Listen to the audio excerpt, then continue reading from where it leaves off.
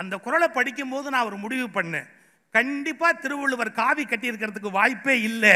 குடும்பஸ்தனா புள்ள பெத்த காரணத்தினாலதான் அந்த குழந்தை கொஞ்சம் அழக அவர் பேசினார் அப்படின்னு சொன்னா கண்டிப்பா அவர் காவி கட்டி இருக்கிறதுக்கு வாய்ப்பு இல்லை. மோனசுந்தரம் அவர்கள் பெண்களை பற்றி குறைத்து பேசுகிறார். அவர் நிறுத்த மாட்டார், அவர் இப்படிதான் பேசுவார். நீங்க எதிர்த்தீங்கன்னா நிறுத்திடுவார். இதுதான் தீர்வு. வள்ளுவர் குடும்ப கட்டுப்பாட தனி மனிதனுக்கு சொன்னாரா சமூகத்துக்கு சொன்னாரா? தனி மனிதன் தான் குடும்ப கட்டுப்பாடு செஞ்சு கொஞ்சம் சமூக கட்டுப்பாட்டை குறைக்க முடியுமே தவிர சமூகத்துக்கே கட்டுப்பாடு பண்ண முடியாது. அப்படித்தான் அவசர நிலை காலத்துல எல்லா இடத்திலையும் சிவப்பு முக்கோணமா போட்டு வச்சாங்க. தென்னை மரத்துல கூட சிவப்பு முக்கோணம். மனுஷன் ஃபாலோ பண்ணணும் இல்லையா? தென்னை மரம் 2 காய்க்கு மேல காய மாட்டேன்ருச்சு. வட்டிக்கு வட்டி வாங்குவது கூட குற்றம் இல்லை, ஆனால் அசைவம் சாப்பிடுவது குற்றம் என்று ஒரு மதம் சொல்லி இருக்கிறது. மது அருந்துவது குற்றம் என்று பல மதங்கள் சொல்லி இருக்கின்றன. மது அருந்துவது ஒரு மதத்தில் சடங்கு. ஒரு பெண்ணுக்கு மேல் திருமணம் செய்வது முறையல்ல என்று ஒரு மதம் கண்டிக்கிறது. நீங்கள் 2வது பெண்ணை திருமணம் செய்தாலும் அது கடவுளுக்கு விரோதம் இல்லை என்று ஒரு மதம் சொல்லுகிறது. ஒரு மதம் எதை அறம் என்று சொல்லுகிறதோ அதை இன்னொரு மதம் ஒப்புக்கொள்ளவில்லை. அப்படியானால் நான் எந்த அறத்தை பின்பற்றுவது? வடக்கையும் தெற்கையும் இணைக்கணும், வடக்கையும் தெற்கையும் இணைக்கணும். நீங்க விவேகானந்தரையும் திருவள்ளுவரையும் இணைச்சு வடக்கையும் தெற்கையும் நல்லா இணைச்சிட்டீங்க. ஆனா அதுல கொஞ்சம் ஜாக்கிரதையா இருக்கணும் தான் கண்ணாடி பாலமா போட்டிருக்கீங்க. ஏன்னா அந்த இணைப்பு ரொம்ப கவனமா இருக்கணும் அப்படிங்கிறதுக்காகவே அவங்களுக்கு துல்லியமா புரியணும்னு கண்ணாடி பாலமா வேற போட்டிருக்கிறீங்க. இதுக்கு மேல என்னால சொல்ல முடியாது, நான் சாதாரண பேச்சாளர், அவ்வளவுதான்.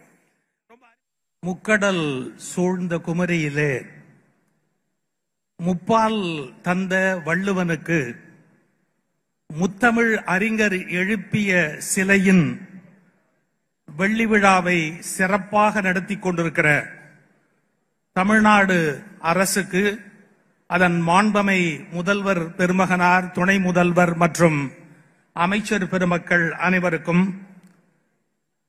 பட்டிமண்டபத்தில் உரை நிகழ்த்த வருகை தந்திருக்கிற பேச்சாளர்கள், என் இனிய இலக்கிய குடும்பத்தார், அது கடலா இது கடலா என்பது போல் வந்திருக்கிற அனைவருக்கும் என்னுடைய அன்பான வணக்கங்களை தெரிவித்து பட்டிமண்டபத்தை தொடங்குகிறேன்.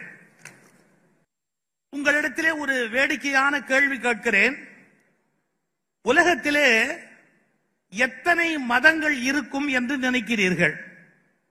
உலகத்திலே மொத்தம் எத்தனை மதங்கள் இருக்கும் என்று உங்களுடைய யோசனையிலே கொஞ்சம் நினைத்து பாருங்கள். புள்ளி விவரத்தை சொன்னால் ஆச்சரியப்படுவீர்கள். 10,000 மதங்களுக்கு மேல் இருக்கின்றன உலகத்தில். 10,000 மதங்களும் உலகத்தில் இருக்கிற பல மக்களால் பின்பற்றப்பட்டாலும் 12 மதங்கள் மட்டும்தான் உலகத்தில் அதிக செல்வாக்கு உடைய மதங்கள். பஹாய், கன்ஃபியூஷியஸ், ஜைன மதம், ஜூடா, ஷிண்டோ, சீக்கிசம், தாவோயிசம், ஜொராஸ்ட்ரியன் அப்படின்னு சொல்லப்படுகிற மதங்களோடு அதிக செல்வாக்குடைய மதங்கள் 4 என்று எடுத்துக்கொண்டால் உலகில் 31% மக்களால் பின்பற்றப்படுவது கிறிஸ்துவம், 24% மக்களால் பின்பற்றப்படுவது இஸ்லாம், 15% மக்களால் பின்பற்றப்படுவது இந்துயிசம், புத்தயிசம் 7% மக்களால் பின்பற்றப்படுவது. நான் எதற்காக புள்ளி விவரங்களாக பேசிக் கொண்டிருக்கிறேன் என்று யோசிக்கிறீர்களா? ஒரு மதம் உங்களுக்கு எதை ஒழுக்கம் அல்லது தர்மம் என்று சொல்லுகிறதோ அதை இன்னொரு மதம் ஒழுக்கம் இல்லை என்று சொல்லுகிறது. கொஞ்சம் நீங்கள் கூர்ந்து சிந்திக்க வேண்டும். எது ஒழுக்கம் இல்லை என்று ஒன்றை ஒரு மதம் சொல்லுகிறதோ அது ஒழுக்கம் என்று இன்னொரு மதம் சொல்லுகிறது. நான் மதங்களுடைய பெயரை சொல்ல விரும்பவில்லை, வெறும் நெறிகளை மட்டும் சொல்லுகிறேன். வட்டி வாங்குவது ஒரு மதத்தின் கோட்பாடு படி தவறு. அது எந்த மதம் என்று நீங்கள் யோசித்துக் கொள்ளுங்கள். வட்டி வாங்குவது ஒரு மதத்தின் படி தவறு. ஆனால் அசைவம் உண்ணுவது என்பது தவறல்ல. வானத்தின் கீழ் இருக்கிற எல்லா உயிர்களும் உங்களுக்காக படைக்கப்பட்டவை. நீங்கள் புரிந்து கொண்டிருப்பீர்கள் என்று நினைக்கிறேன். அசைவம் சாப்பிடுவது தவறல்ல, ஆனால் வட்டி வாங்குவது தவறு. இன்னொரு மதம் சொல்லட்டுமா? அசைவம் சாப்பிடுவது தவறு என்று அறிவித்தது, ஆனால் வட்டி வாங்கி ஒருவனை கொல்லுவது பாவம் என்று அந்த மதம் அவர்களுக்கு சொல்லவில்லை. வட்டிக்கு வட்டி வாங்குவது கூட குற்றம் இல்லை, ஆனால் அசைவம் சாப்பிடுவது குற்றம் என்று ஒரு மதம் சொல்லி இருக்கிறது.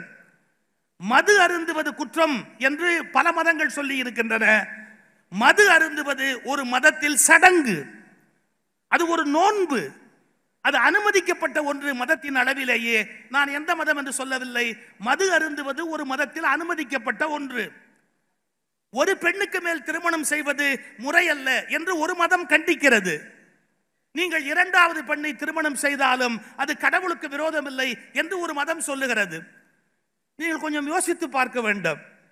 ஒரு மதம் எதை அறம் என்று சொல்லுகிறதோ அதை இன்னொரு மதம் ஒப்புக்கொள்ளவில்லை.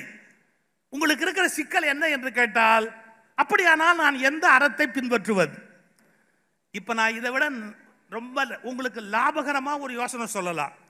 எல்லா அயோக்கியத்தனமும் பண்ணிட்டு, எப்படி எல்லா அயோக்கியத்தனமும் பண்ணிட்டு அந்த மதத்துப்படி அதை பண்ணுனே, இந்த மதத்துப்படி இதை பண்ணுனே அப்படின்னா உங்களை கேட்கறதுக்கு எவனும் கிடையாது. எப்படி ரெண்டாம் கல்யாணம் பண்ணும்போது அந்த மதம், வட்டி வாங்குற போது இந்த மதம், அசைவம் சாப்பிட்ற போது இந்த மதம், நான் உலகத்தின் எல்லா மதங்களையும் பின்பற்றுகிற உத்தமன்னு நீங்க சொன்னா உங்களை கேள்வி கேட்கறதுக்கு ஆள் கிடையாது. அதனால இனிமே அப்படி பண்ணலாம்னு இன்னையிலேருந்து முடிவு பண்ணாதீங்க. இதை சொல்லி கொடுக்கறதுக்கு நான் இங்க வரல. ஆனா எங்க ஐயன் திருவள்ளுவன் மட்டும்தான் ஒரு வார்த்தை சொன்னான். ஏய், ஒன்னு ஒழுக்கமா தர்மமா அப்படிங்கறதெல்லாம் உன்னுடைய மத புஸ்தகத்தை எடுத்து தேடாத.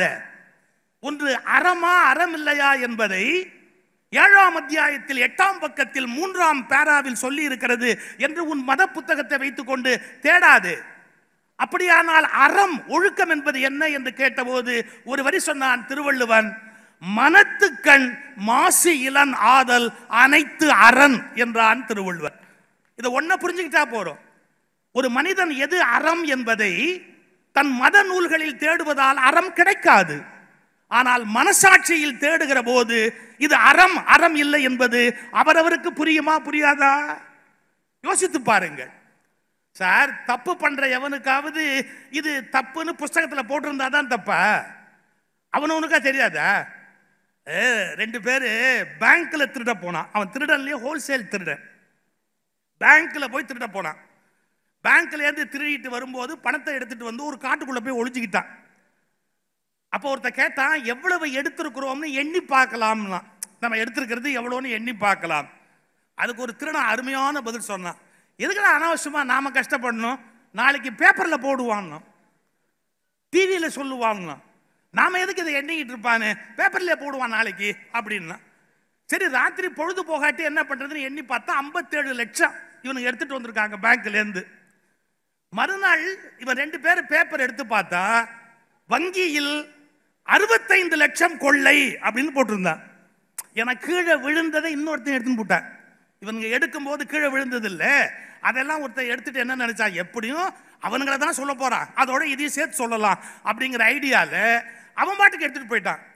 இந்த 2 திருடனும் பேசிட்டான். அயோக்கிய பய, எவன் பணத்தை எவன் கொள்ளையடிக்கிறது, 8 லட்சம் ரூபாய் ஆட்டையை போட்டானுங்க பாரு, திருட்டு பயலுக உருப்பிடுவானா அப்படின்னா. நல்லா தெரிஞ்சுக்கங்க, திருடுகிறவனுக்கு கூட திருடுவது தவறு என்பது மனசாட்சிக்கு தெரியும். அவனுடைய மதநூல் சொல்லி இருக்க வேண்டும் என்று எந்த கட்டாயமும் இல்லை. இதை திருவள்ளுவன் சொன்னான், மனத்துக்கண் மாசு இளன் ஆதல் அனைத்து அரண் என்று சொல்லி வைத்தார். எனவே மனசாட்சிக்கு விரோதம் இல்லாத ஒரு சரியான வாழ்க்கையை வாழ்வதுதான் அறம் என்பதை நாம் புரிந்து கொள்ள வேண்டும். திருக்குறளுக்கு என்ன சிறப்பு? அறத்துப்பால், பொருட்பால், காமத்துப்பால்.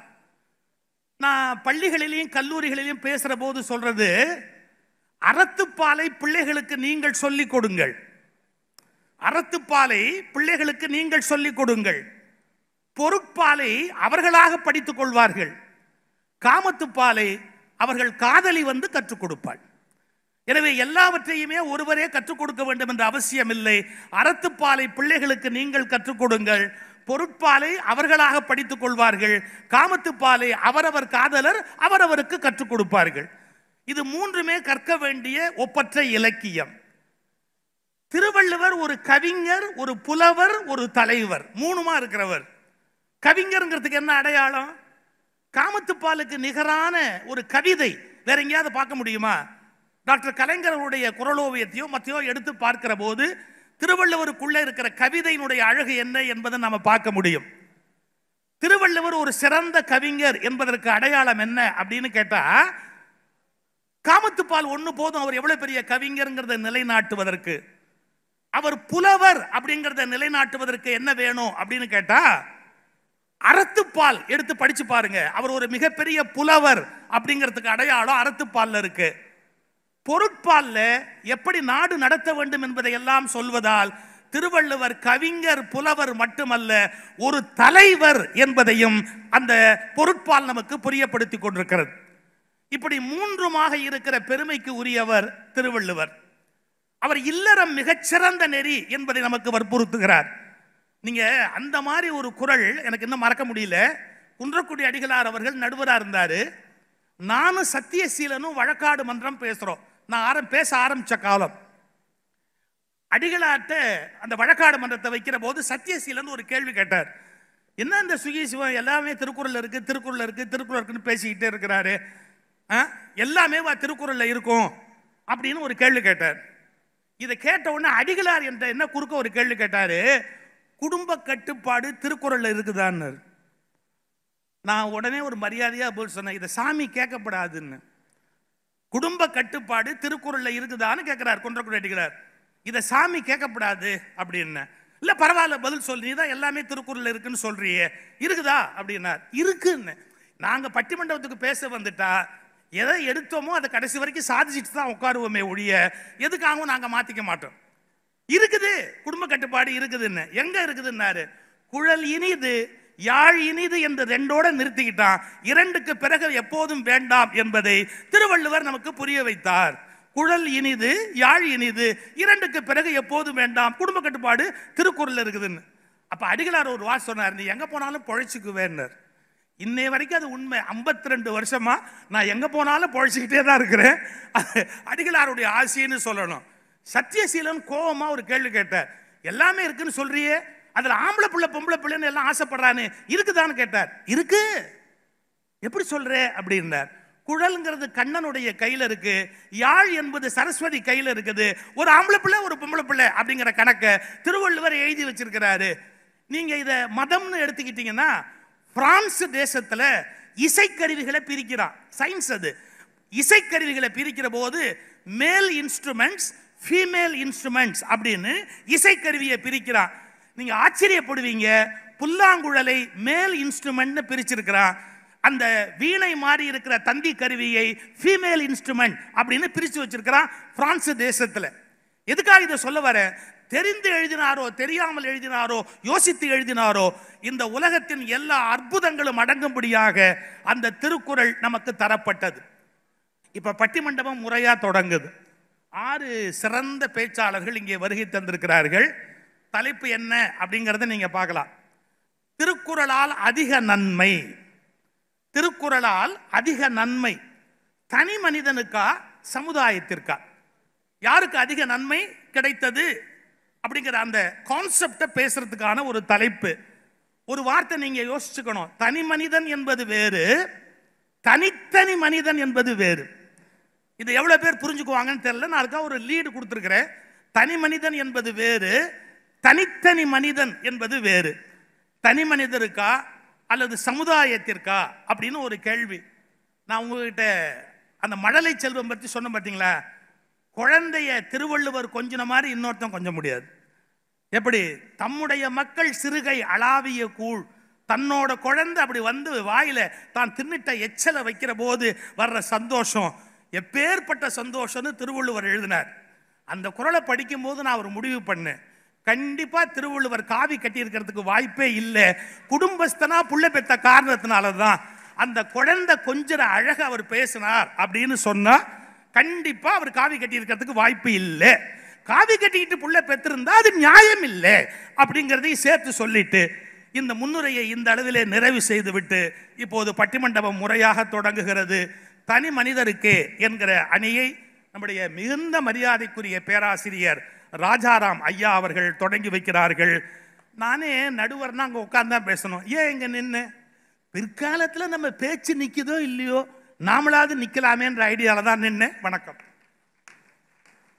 எங்கள் பெருவணக்கத்திற்குரிய மாண்புமை முதல்வர் பெருந்தகை அவர்களே, துணை முதல்வர் பெருந்தகை அவர்களே, எங்கள் பெருமதிப்பிற்குரிய அமைச்சர் பெருமக்களே, போற்றுதற்குரிய அவைத் தலைவர் அவர்களே, எங்கள் மரியாதைக்குரிய நடுவர் பெருந்தகை அவர்களே, என்னிலும் மிக சிறப்பாக பேசவில்லை என் பட்டிமன்ற அறிஞர் பெருமக்களே, என் முன்னே அமர்ந்திருக்கின்ற அறிவார்ந்த அவையோரே, என் பணிவின் வணக்கம். முத்தமிழ் அறிஞருடைய குறளோவியம் வெளியீட்டு விழா. அந்த விழா நிறைவேறுகிற போது மேடைக்கருகே ஒரு இளைஞர் கையில் குறளோவியத்தோடு தயங்கி நிற்கிறார். அவரை பார்த்ததும் அருகில் இருந்த காவலரிடம் சொல்லி அந்த இளைஞனை அழைத்து வா என்றார் வணக்கத்துக்குரிய முதல்வர். அந்த இளைஞன் அவரிடத்தில் வந்து நின்று, ஏதோ என்னிடம் சொல்ல நினைக்கிறாய், என்ன வேண்டும் என்றார். ஐயா, நான் ஒரு ஏழை இளைஞன், நான் வாழ்வில் முன்னேற வேண்டும், நீங்கள் ஏதாவது ஒரு குறள் எழுதி கொடுங்கள் என்று நீட்டினார். யாரோ ஒரு சிறுவனுடைய கோரிக்கை என்று முத்தமிழ் அறிஞர் புறந்தள்ளவில்லை. அந்த குறளோவியத்தில் முதல் பக்கத்தில் எழுதினார், எண்ணியோங்கு எய்துப எண்ணியார் திண்ணியராக பெறின். இந்த ஒரு திருக்குறளை உன் வாழ்நாளில் பின்பற்று, நீ உச்சம் தொடுவாய் என்றார். அந்த இளைஞன் தமிழகத்தின் மிகப்பெரிய ஒரு தொழிலதிபராக வந்தார். இன்னொரு நிகழ்வை சொல்லுகிறேன். தனி மனிதனுடைய லாபம். நமது வணக்கத்துக்குரிய அமரர் அப்துல் கலாம் ஐயா குடியரசுத் தலைவராக பொறுப்பேற்கிறார். ஒரு வட இந்திய பத்திரிகையாளர் அவரிடத்தில் கேட்டார், போக்குவரத்து வசதியே இல்லாத ஒரு சின்னஞ்சிறு தீவில் பிறந்த நீங்கள் இன்று இந்த மிக உயர்ந்த பதவியில் இருக்கிறீர்களே, எப்படி? ஐயா சொன்னார், ஒரே ஒரு திருக்குறள் தான் காரணம். உங்களுக்கு தெரியுமா, நான் வாழ்வில் வெற்றியை எவ்வளவு சந்தித்தேனோ அதிக அளவு தோல்விகளை சந்தித்திருக்கிறேன். அப்போதெல்லாம் நான் துவண்டு போகாமல் இருப்பதற்கு காரணம் ஒரு திருக்குறள் தான். நான் முதலில் அனுப்பிய ஏவுகணை பிருத்வி மண்ணில் வீழ்ந்தது, இலக்கை அடையவில்லை. பத்திரிகைகள் கேலி செய்தன, இந்த நாட்டில் ஏவுகணைகளுக்கு கூட நாட்டுப்பற்று அதிகம், எனவேதான் மண்ணிற்கு வருகிறது என்று.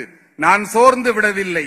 அடுத்த முறை நான் ஏவிய ஏவுகணை அக்னி மிக அற்புதமான வெற்றியை ஈட்டியது. அதனுடைய படிப்படியான வளர்ச்சிதான் இப்போது நான் அமர்ந்திருக்கிற இந்த நாற்காலி.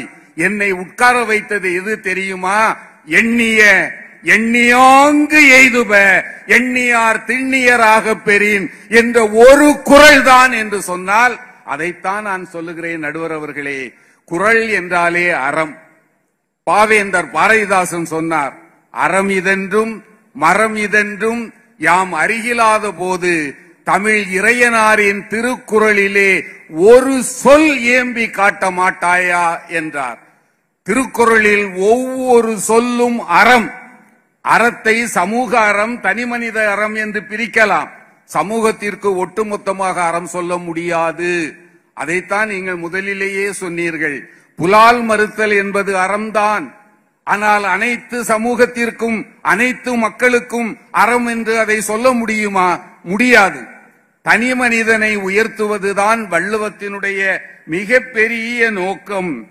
வள்ளுவர் தெளிவாக சொல்லுகிறார், அறத்தான் வருவதே இன்பம், மற்றெல்லாம் புறத்த புகழும் இல.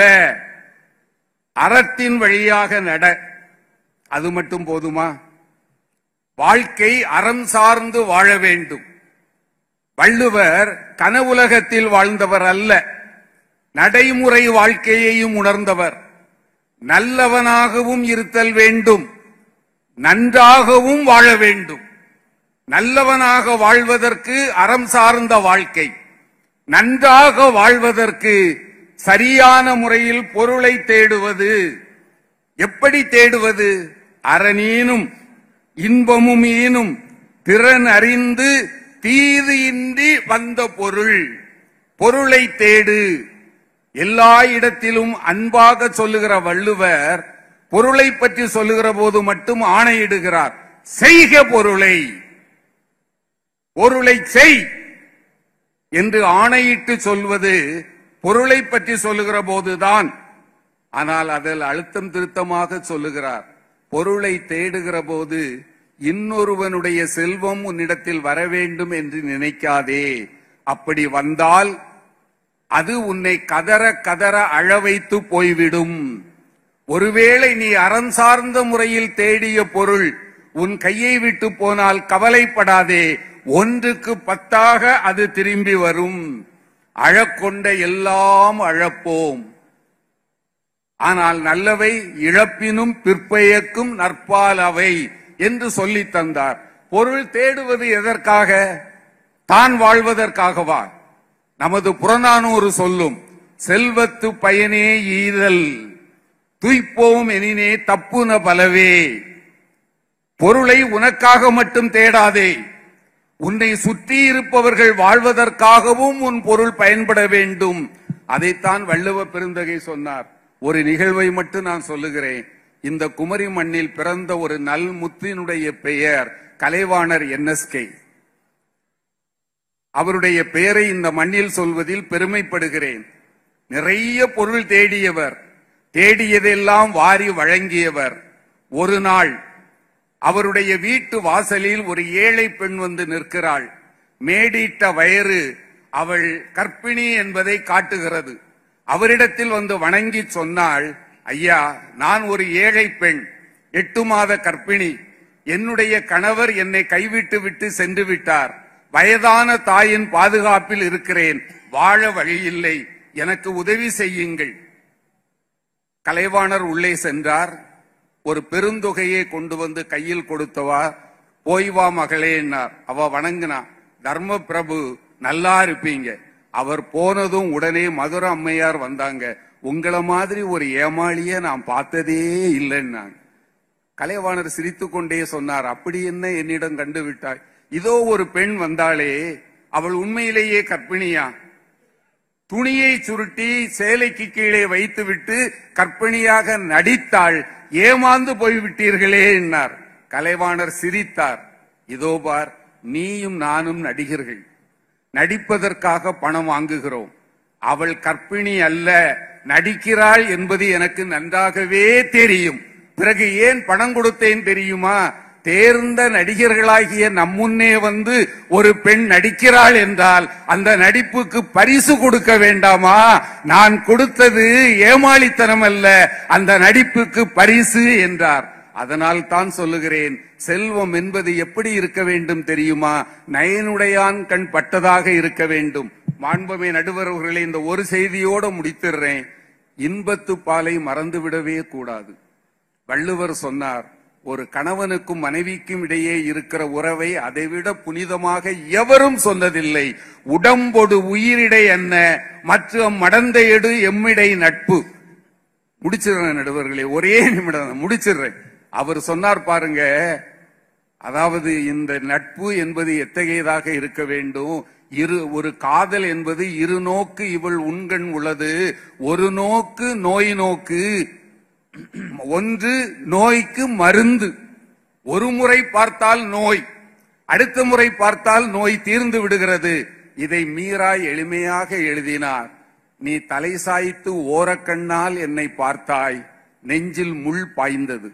முள்ளை முள்ளால் தானே எடுக்க வேண்டும், எங்கே இன்னும் ஒரு முறை பார். எவ்வளவு இது கேட்டாங்க. நான் குறளைத்தான் எழுதியிருக்கிறேன். நீங்கள் நன்றாக பார்த்தால் குறள் தனி மனித மேம்பாட்டிற்குத்தான் முதலிடம் கொடுக்கிறது. சமூக அறம் இல்லை என்று சொல்லவில்லை. ஏனென்றால் ஒவ்வொரு மனிதனும் மனத்துக்கண் மாசிலன் ஆனால் ஒரு அற்புதமான சமுதாயம் உருவாகும். முதலில் அவன் மனிதனாக வாழ வேண்டும். அதற்கு துணை செய்வதுதான் திருக்குறள் என்று சொல்லி அனைவரையும் மீண்டும் தலையால் வணங்கி நிறைவு செய்கிறேன். நன்றி, வணக்கம். ராஜாராம் ரொம்ப அருமையா பேசினாரு. NSK அவர்கள், கலைவாணர் அவர்கள் வந்து நின்ன பெண்ணை கர்ப்பிணின்னு நினைச்சு பணம் கொடுத்தாரு. அம்மா மதுரம் கண்டுபிடிச்சு கேட்டாங்க. இல்ல இல்ல எனக்கு தெரியும்னு சொல்லி நடிகர்கள்கிட்டயே நடிச்சதால காசு கொடுத்தேன்னு சொன்னார். எனக்கு என்ன தோணுதுன்னு கேட்டா, நிஜமாவே அவர் கலைவாணர் ஏமாந்திருப்பார். மனைவி கிட்ட இதை காட்டிக்க கூடாது அப்படின்னு நடிச்சாதான் ஒரு மாதிரி கொஞ்சம் சமாளிக்கலாம். மனைவி கிட்ட நடிக்க தெரியலன்னா அவங்களால குடும்பம் நடத்த முடியாது. அது ஒரு பெரிய உண்மையை நாம இன்னைக்கு தெரிஞ்சுக்கணும். ராஜாராம் மூலமா தெரிஞ்சுக்கிட்டோம். ரொம்ப நன்றி. இன்னில இருந்து எல்லாரும் ஆரம்பிங்க இந்த வேலையை.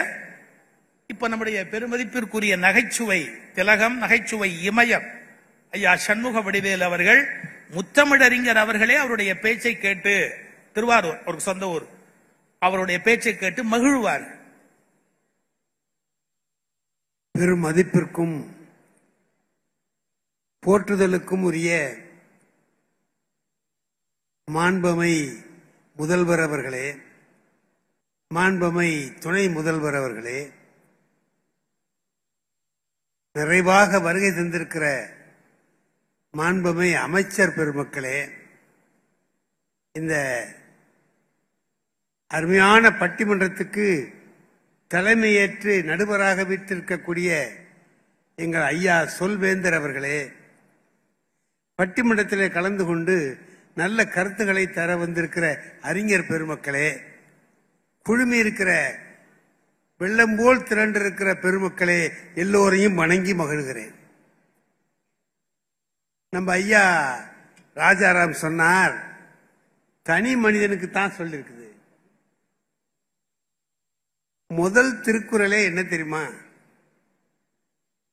அகர முதல எழுத்தெல்லாம் ஆதி பகவன் முதற்றே உலகு. உலகத்தை காட்டி தான் நமக்கு இறைவனையே காட்டுறார் திருவள்ளுவர். ஒண்ணு வச்சுங்க, பல இடத்துல சொல்றாரு, நீ அறிவாளின்னு சொன்னா என்ன செய்யணும்னு கேட்கிற போது, உலகத்தோடு ஒட்ட ஒழுகல் கல்லார் அறிவில்லாதார்னு சொல்ற. பலகற்றும் கல்லார் அறிவில்லாதார். நீ எவ்வளவு படிச்சிருந்தாலும் உலகத்தோடு எப்படி வாழ்றதுன்னு தெரிஞ்சுக்கலன்னா நீ ஒரு அறிவாளி இல்லடான்னு. அப்போ உலகம் எப்படி இருக்குங்கிறத தெரிஞ்சுக்கிறது ரொம்ப முக்கியம். என் வாழ்க்கையில் நடந்தது ஒன்னே ஒன்று சொல்றேன். நான் ஆமா சைக்கிள்ல பள்ளிக்கூடத்துக்கு போறதுக்காக போயிட்டு இருக்கேன். அங்க ஒரு நின்றுகிட்டு இருந்த ஒரு ஆள் என்ன பண்ணாரு, ஐயா இங்க வாங்கன்னார். நான் போனேன். நீங்க தான் சண்முக வடிவேலான்னார். ஆமா. அப்பனா கிட்ட வாங்கன்னார். ஏதோ ரகசியம் சொல்ல போறார் போல இருக்குன்ட்டு போனேன். ஓங்கி ஒரு அரை விட்டான். கண்ணுல பூ பறக்குது அப்படியே. நான் ஒன்னும் கேட்கல அவர்கிட்ட, ஏன் அடிச்சேன்னு.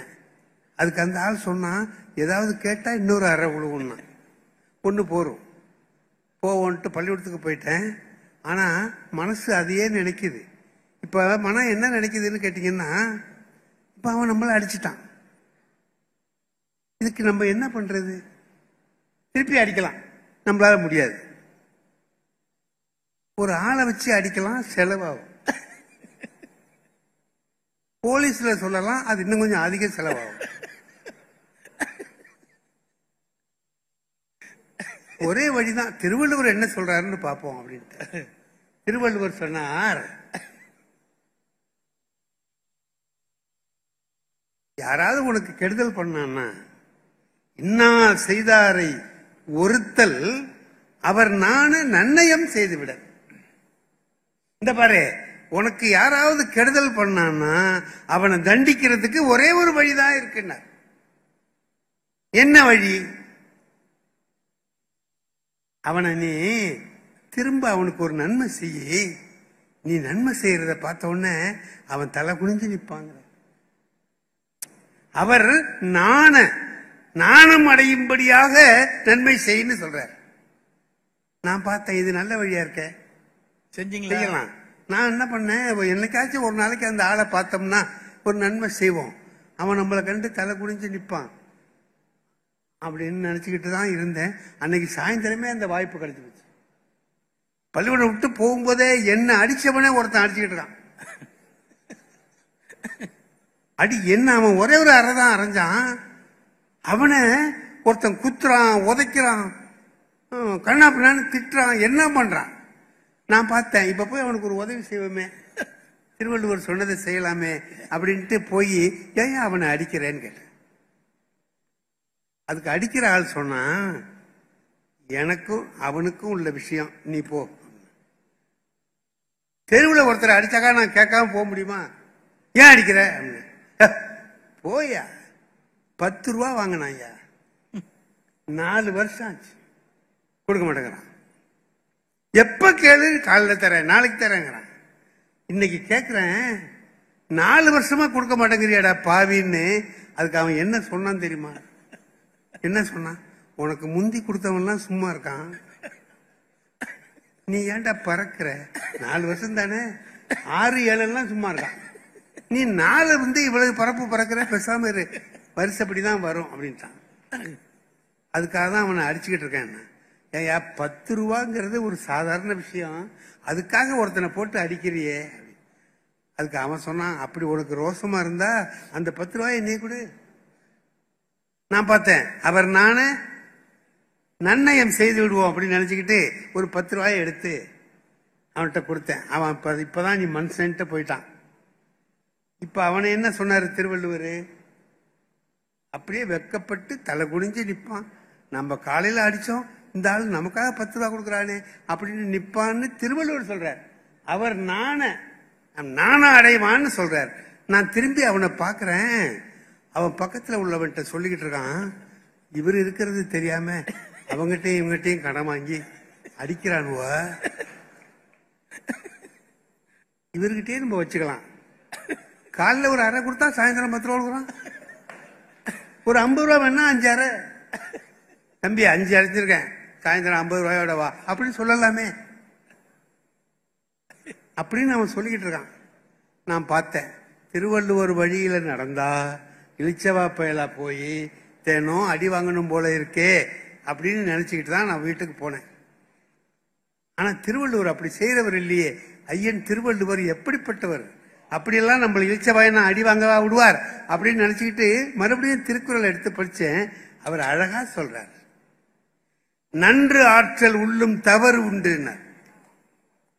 நன்று ஆற்றல் உள்ளும் தவறு உண்டு, அவர் பண்பறிந்து ஆற்றா கடை. நன்மை செய்ய சொன்னேன்னு எல்லாருக்கும் செய்யாதரா. அவன் எப்படிப்பட்டவன் பாரு, நன்மை செஞ்சா திருந்துவானான்னு பாரு.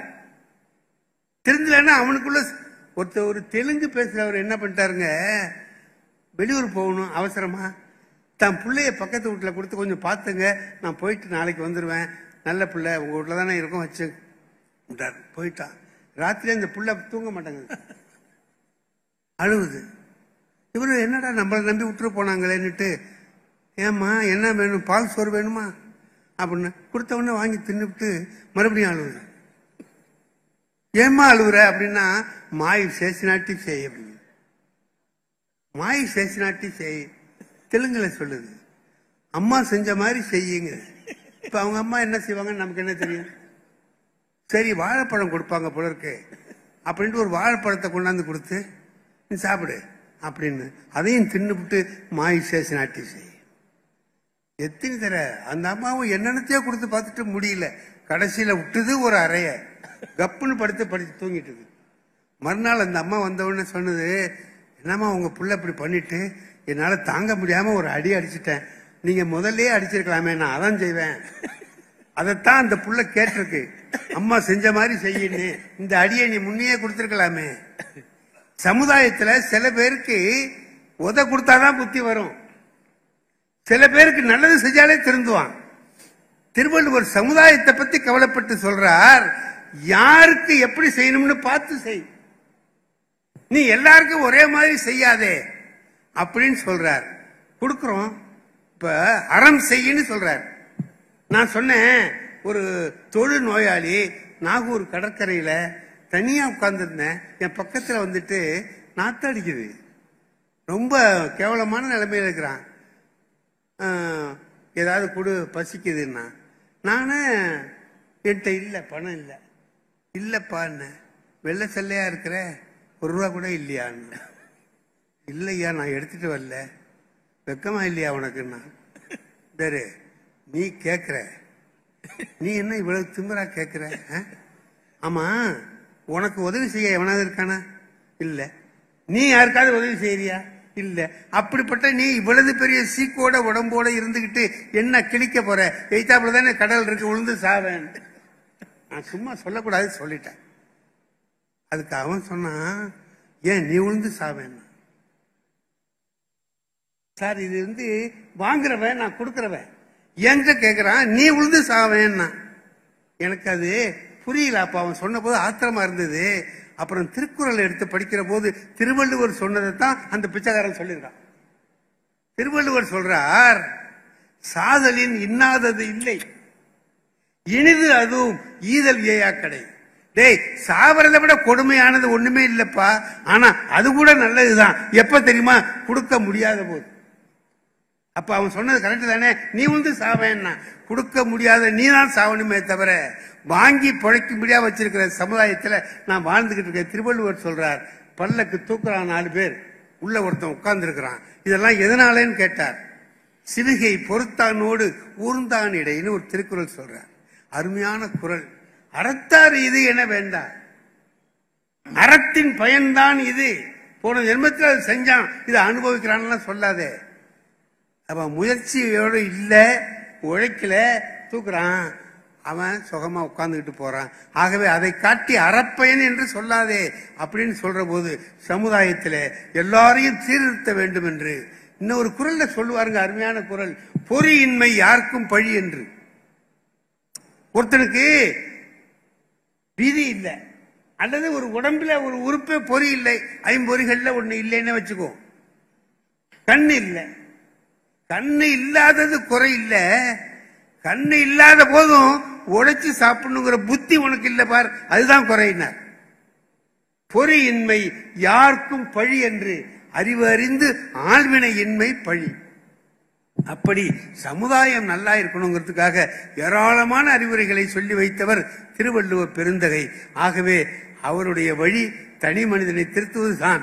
அதே சமயத்தில் சமுதாயம் நல்லா இருக்கணும், சமுதாயத்தை பார்த்து நாம நடக்கணும் என்றும் வழிகாட்டியவர் திருவள்ளுவர் பெருந்தகை என்பதை சொல்லி அமைகிறேன். நன்றி, வணக்கம். ஐயா நல்லா சொன்னாரு. கொடுக்கறத விட வாங்குறவர்களுக்கு கொஞ்சம், அதாவது மாடியில ஒரு ஆள் நின்றுகிட்டு இருந்தான், கீழே இருந்தவன் கேட்டான், ஐயா தர்மதுரை ஏதாவது கொடுங்க அப்படின்னு. தர்மதுரைன்னா அவன் பேர் தெரியாது, அதனால கூப்பிடுறான். பேர் தெரிஞ்சா அதே சொல்லி கூப்பிட்டுருப்பான், பேர் தெரியாது. தர்மதுரை ஏதாவது கொடுங்க. அவன் ஒண்ணு இல்ல அப்படின்னா, பழையது இருந்தா போடுங்கண்ணா. இல்ல, பழைய துணி இல்ல, ஒரு 5 ரூபா போடுங்களேன்னா. இப்ப தர்மம் வாங்குறவங்க கூட மினிமம் 5 ரூபா தான் வாங்குவாங்க. அவங்க சங்கத்திலே ரெசல்யூஷன் போட்டிருக்காங்களாம், 5 ரூபாய்க்கு கம்மியா வாங்குறது இல்லைன்னு. நீங்க யோசிக்கிறீங்க, அவங்க சங்கத்தை பத்தி உனக்கு எப்படி தெரியும்னு? அவங்க ஆண்டு விழா பட்டிமண்டபத்திலையும் நாங்க தான் பேசுறோமே ஒழிய, அவங்க ஆண்டு விழா பட்டிமண்டபத்திலையும் 5 ரூபா இருந்தா கொடு அப்படின்னா இல்ல. அவன் ஒரு கேள்வி கேட்டான் கீழே இருந்தவன், துணி இல்லைங்கிற, சோறு இல்லைங்கிற, அப்புறம் ஏன் மேல நிக்கிற, நீ இறங்கி வா, 2 பேரும் சேர்ந்து 4 தெருவில் பிச்சை எடுப்போம், ஆளுக்கு பாதியா பங்கிக்கலாம். இதான் மனித இயல்பு. அவர் என்ன நுட்பமா சொன்னார்னா, திருவள்ளுவருடைய வார்த்தைகளை கிளிப்பிள்ள மாதிரி அப்படியே மனப்பாடம் பண்ணக்கூடாது. இன்னா செய்தாரை ஒருத்தல் அவர் நான நன்னயம் செய்து விடல் அப்படின்னு ஒரு குறள்ல சொல்லி இருக்கிறார்னா, இன்னொரு குறள்ல அதுக்கு எக்ஸம்ஷன் கொடுப்பாரு. நீங்க கான்ஸ்டிடியூஷன் படிக்கிற போது லா படிப்பீங்க, பிறகு அதுக்கு ஒரு நோட்ஸ் தனியா கொடுத்திருப்பாங்க, அது எப்படி அப்ளிகேஷன் அப்படின்னு. அதே மாதிரி நன்றாற்றல் உள்ளும் தவறுண்டு அவரவர் பண்பறிந்து ஆற்றா கடை அப்படிங்கிற ஒரு விதி விலக்கு அந்த இடத்துல கொடுத்திருக்கிறாரு. அப்படிங்கிற ஒரு நுட்பத்தை ஐயா நமக்கு எடுத்து சொன்னார். இப்ப நம்ம மகிழ்ச்சியா கொஞ்சம் சிரிக்க சந்தோஷப்படுறதுக்கு நம்முடைய நகைச்சுவை நயகரா ஸ்பெல்லிங் கரெக்டா தெரிஞ்சுக்கணும். பெரியோர்களே, தாய்மார்களே, உங்கள் அனைவருக்கும் என்னுடைய பணிவான வணக்கத்தை தெரிவித்துக் கொள்கிறேன். திருக்குறளில் அதிக நன்மை தனி மனிதருக்கா சமுதாயத்திற்கா என்ன கேட்டா, பேச்சாளர்களுக்கு எவ்வளோ கூட்டம், எவ்வளோ பேமெண்ட், எவ்வளோ கவரு. அதுலயே எனக்கு முன்னால பேசின ஐயா திருக்குறள் கதை சொல்லியே சொந்தமா வீடு கட்டியிருக்காரு. அதான் அவரே சொன்னார். ஆக தனி மனிதர்கள் தான். அதாவது வள்ளுவர் ரொம்ப தெளிவா சொல்றாரு, வையத்துள் வாழ்வாங்கு வாழ்பவன் ஒருமை. சார் ஒண்ணு இல்ல, நமக்கு ஒண்ணு தெரியணும். இன்னைக்கு முதல்வர் அவர்கள் இந்த அளவுக்கு ஒரு திருக்குறள் நெறியை ஒவ்வொரு தனி மனிதனுக்கும் போய் சேர வேண்டும் என்று சிறப்பாக நடத்தி கொண்டிருப்பதற்கு என்ன அர்த்தம் தெரியுமா? இன்னும் அது சரியா போய் சேரல. திருக்குறள் தெரியாத ஒரு சமூகம் இருக்கு, இங்கிலீஷ் மட்டுமே பேசுற ஒரு தமிழ் சமூகம் இருக்கு. சார் முப்பால் என்னன்னு கேட்டா அறத்துப்பால், பொருட்பால், அமலாப்பால்ன்றான். அவனுக்கு இன்னும் போய் சேரல. ஒரு இன்டர்வியூக்கு போறான் சார் எம்என்சி கம்பெனிக்கு. அங்க மேனேஜர் கேட்கிறாரு, what you think about the management, நிர்வாகம் பத்தி தான் நினைக்கிறேன்னு. அதுக்கு நம்மால் சொன்னா, தமிழ் தெரிஞ்சவன், இதனால் இவர் முடிப்பார் என்றாய்ந்து அதனை அவன் கண் விடல். சரியா சொன்னான். ஆனா அவனுக்கு புரியல HR-க்கு. நான் என்ன கேட்கிறேன், நீ என்ன சொல்றேன்னா, வள்ளுவர் சொல்லியிருக்காரு சார் தான், அவர்கிட்டயே வேலைகள் போன்றான். ஆக போய் சேரல. முதல்வர்கள் மிக அற்புதமாக குரல் நெறியை மனதில் வாங்கி மக்களுக்கு தனிப்பட்ட மக்கள் இந்த நெறியை போற்ற வேண்டும் என்று இந்த விழாவை நடத்தி கொண்டிருக்கிறார். முதல்வர் அவர்கள் பெண்களுக்காக ஏராளமான திட்டங்களை கொண்டு வந்திருக்கிறார். நான் என் ஃப்ரெண்டு கிட்ட கேட்டேன், முதல்வர் பெண்களுக்காக வாய்ப்பு வசதி ஏராளமான திட்டம் எடுத்துட்டு வராரு, ஏன் இன்னும் நம்ம தீயணைப்பு துறை இருக்கு இல்லைங்களா, ஃபயர் என்ஜின் வரும்ல, அதுல வெறும் ஆண்கள் தான் வராங்க, ஏன் பெண்கள் வர்றது இல்லைன்னு என் ஃப்ரெண்டு கிட்ட கேட்டேன். அவன் சொன்னான், அவருக்கு எல்லாம் தெரியும், ஏன்னா லேடிஸ்க்கு எப்பவுமே பத்த வைக்க தான் தெரியும், அணைக்க தெரியாது, அப்புறமா அதெல்லாம் யோசிச்சு செய்வாரு அப்படின்னா. சபை குறிப்பிலிருந்து நீக்கப்பட்டது. நானும் என் ஃப்ரெண்டும் பேசுறது நடுவர் அவர்கள் ஐயாட்டே கத்துக்கிட்டது, சபை குறிப்பிலிருந்து நீக்கப்பட்டது. இல்ல அப்படிதான் சார். ஒரு மனிதன் எப்படி இருக்கணும்னு வள்ளுவர் ரொம்ப தெளிவா சொல்றார் சார். பேசணும், எப்படி பேசணும், சொல்வன்மை எப்படி பேசணும்னு சொல்லி தராரு. அப்புறம் பயனில சொல்லாமை எப்படி பேசக்கூடாதுன்னு சொல்றாரு, அதுக்கு ஒரு அதிகாரம். நம்மால் நிறைய பேருக்கு இன்னும் பேச்சே தெரியாது சார், அர்த்தம் இல்லாம பேசுவான். சில பேர் இருக்காங்க, ஒவ்வொரு ஊர்லயும் ஒரு 10 பேராவது சுத்தி நிற்பான். யாரை பார்த்தாலும் இப்ப என்ன பண்ற அப்படின்வான். போன வாரம் தான் சொல்லியிருப்போம், இந்த வாரம் கேட்பான், டே வார வாரமா வேலையை மாத்துவான். என்ன ஒருத்தன் கேட்டான், இப்ப என்ன பண்றேன்னா, எனக்கு கோவத்தில் என்ன பண்ண பேசுறேன்னு. அவனுக்கு கோவம் வந்துச்சு, நம்மெல்லாம் ஊமை மாதிரியும் இவன் பேசுறவ மாதிரியும். பேசுற சரி, சோத்துக்கு என்ன பண்றேன்னா, நான் சொன்ன பேசுறல்ல பணம் கொடுப்பாங்கன்னு. அப்ப நீ வாய வாடகை விட்டு பிழைக்கிற அப்படின்னா. ஒரு பேச்சாளரை இதை விட அவமானப்பட்ட. ஆனா இப்ப நான் தெளிவாயிட்டேன், யாராவது என்ன பண்றேன்னு கேட்டா உடனே சொல்லிடுவேன், LIC ஏஜென்ட் ஆயிட்டேன்னு. 2 வருஷத்துக்கு நம்மள பார்க்க மாட்டானுங்க, அந்த நம்ம தெரு பக்கமே வரமாட்டான் சார். வேற வழி இல்ல. ஒரு தனி மனிதன் எப்படி இருக்கணும்னு சார் வள்ளுவர் மாதிரி தனி மனிதனுக்கு வித்தியாசமா சொல்லி கொடுத்தது யாருமே இல்ல சார். நீ குடும்பஸ்தனாவே இரு, துறவியா மாறலான்றான். எப்படா? ஒண்ணு இல்ல, கோபத்தை விட்டு விடு, நீ துறவி. நிறைய பேருடைய வாழ்க்கை கெடுறதே கோபத்தாலதான். கணவன் மனைவி உறவு பிரிவதே கோபத்தாலதான். சில பேருக்கு பேப்பர் படிச்சாலே கோபம் வருது சார், பாத்துக்கிறீங்களா? சாதாரண நியூஸ் படிக்கிறோம், அப்படி இல்லைங்க, பேப்பர்ல போட்டுக்குது. ஒரு ஆள் என்ன பண்ணிக்கிறான், 8 பெண்களை ஏமாத்தி கல்யாணம் பண்ணிக்கிறான். 9வது பண்ணும்போது போலீஸ் பிடிச்சிருச்சு. பேப்பர்ல போட்டுக்குது, இவன் பாவி பாவி, இவனெல்லாம் என்கவுண்டர் பண்ணும். இவனுக்கு கோபம். ஏன்? அதுக்கு நம்ம பேப்பர், தமிழ் பேப்பர் எப்படி போடுவாங்க, அந்த 8 பேர் கல்யாணம் பண்ணவன ஒரு போக்கிரி அது மாதிரிலாம் போட மாட்டாங்க, காதல் மன்னன் கைது அப்படின்னு போடுவாங்க. அது படிக்கும் போது நம்மளுக்கு கூச்சமா இருக்கும், நம்மளாம் வேஸ்ட் இல்ல, காதல் மன்னன் கைது. இவன் அதுக்கு கோவப்படுறான். வள்ளுவர் சொல்றாரு, சின்னத்தை தவிர கொஞ்சம் யோசி. என்ன, நம்ம ஒண்ணு வச்சுக்கிட்டே இவ்வளவு கஷ்டப்படுறோமே, இவன் எப்படி 8 ஹேண்டில் பண்ணான், அந்த மாதிரி யோசி. கோபம் கூடாது. அப்படிதான் சார். சார் ஒண்ணும் இல்லை, ஒரு ஒரு ஒரு 133 அதிகாரம் வார்த்தைகளிலேயே சிக்கனம் சொன்னவன் வள்ளுவன். ஆனா நட்புக்காக 5 அதிகாரம் எழுதியிருக்கான். அப்ப எவ்வளவு இம்பார்ட்டன்ஸ் பாருங்க. ஒரு தனி மனிதன் உயர வேண்டும் என்றால் அவனுடைய நட்பு தெளிவா இருக்கணும். நான் பிரசிடென்சியில் 5 வருஷம் படித்தேன், கோஎஜுகேஷன். என் கூடவே ஒரு பையன், என் கூடவே 5 வருஷம் பக்கத்து சீட்டே. அப்புறம் பிரிஞ்சிட்டோம். எனக்கு கல்யாணம் ஆயிடுச்சு, அவனுக்கு கல்யாணம் ஆயிடுச்சு, 2 பேரும் பார்த்துக்கல. திடீர்னு ஒரு 5 வருஷத்துக்கு முன்னால பார்த்தேன், நல்ல நண்பன், எப்பவுமே ஜாக்கிரதையா இருக்கணும். வீட்டுக்கு கூட்டிட்டு போயிட்டேன். கூட்டிட்டு போயிட்டு என் ஒய்ஃபை பாக்குறேன்னு கூட்டிட்டு வந்து, இதுதான் என் ஒய்ஃபு. இதுவா? அப்ப அது அப்படின்னா, அவன் 5 வருஷம் என் கூடவே இருந்தவன். அப்ப அது அப்படின்னு சொல்லிட்டு அவன் போயிட்டான் சார். அந்த அது எது இதுக்கு கிட்ட சொல்றதுக்கு எனக்கு 3 மாசம் ஆச்சு. வள்ளுவர் சொல்றாரு சார், ரொம்ப தெளிவா இருன்றாரு சார். ரொம்ப அற்புதம் சார். ஒரு தனி மனிதன் குடும்பத்தில் எப்படி இருக்கணும்னு வள்ளுவர் சொல்றாரு. இல்வாழ்வான் என்பான் இயல்புடைய மூவர்க்கும் நல்லாக்கும் நின்ற துணை. ஒன்னில பெற்றோர், மனைவி, குழந்தை 3 பேருக்கும் அட்ஜஸ்ட் பண்ணி போகணும். எவ்வளவு பெரிய வார்த்தை சார். ஒரு தனி மனிதனுடைய வெற்றிக்கு எவ்வளவு பெரியது சார். உண்மையிலே சொல்றேன், 40 ஆம்பளை ஒரே ரூம்ல 10 வருஷம் ஒத்துமையா இருப்பான்.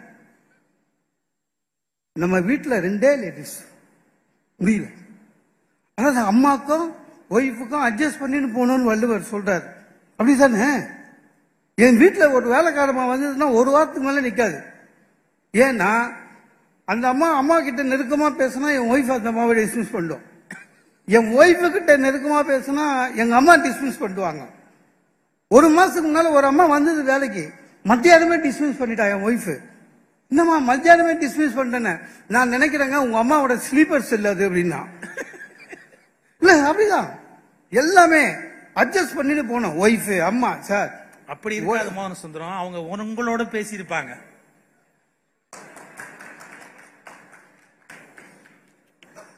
ரொம்ப தகவலுக்கு நன்றி நடுவர் அவர்களே. இல்ல அப்படிதான் சரி. ஒய்ஃபையும் அம்மாவும் வச்சிருக்கிற குடும்பத்துல ஹஸ்பண்ட் அண்ட் ஒய்ஃபுக்கு சண்டை வந்தா எல்லா ஒய்ஃபும் கேட்கிற ஒரே கேள்வி என்ன தெரியுமா? உங்களுக்கு நான் முக்கியமா உங்க அம்மா முக்கியமா? சில பேர் உணர்ச்சி வசப்பட்டு அம்மானுவான். அடுத்த நாள் அம்மாக்கும் சோறு இல்லை, இவனுக்கும் சோறு இல்லை. அப்படி சொல்லக்கூடாது. விடுமா, இன்னும் கொஞ்ச நாள் அட்ஜஸ்ட் பண்ணிக்கோ. அந்த கொஞ்ச நாள் யாருக்குன்னு சொல்லக்கூடாது. அட்ஜஸ்ட் பண்ணி எல்லாமே சார். ஒரு அதிகாரம் சார் 10 குறள் எழுதுறாரு. என்ன? மனைவி பேச்சை கேட்காதன்ற சார்.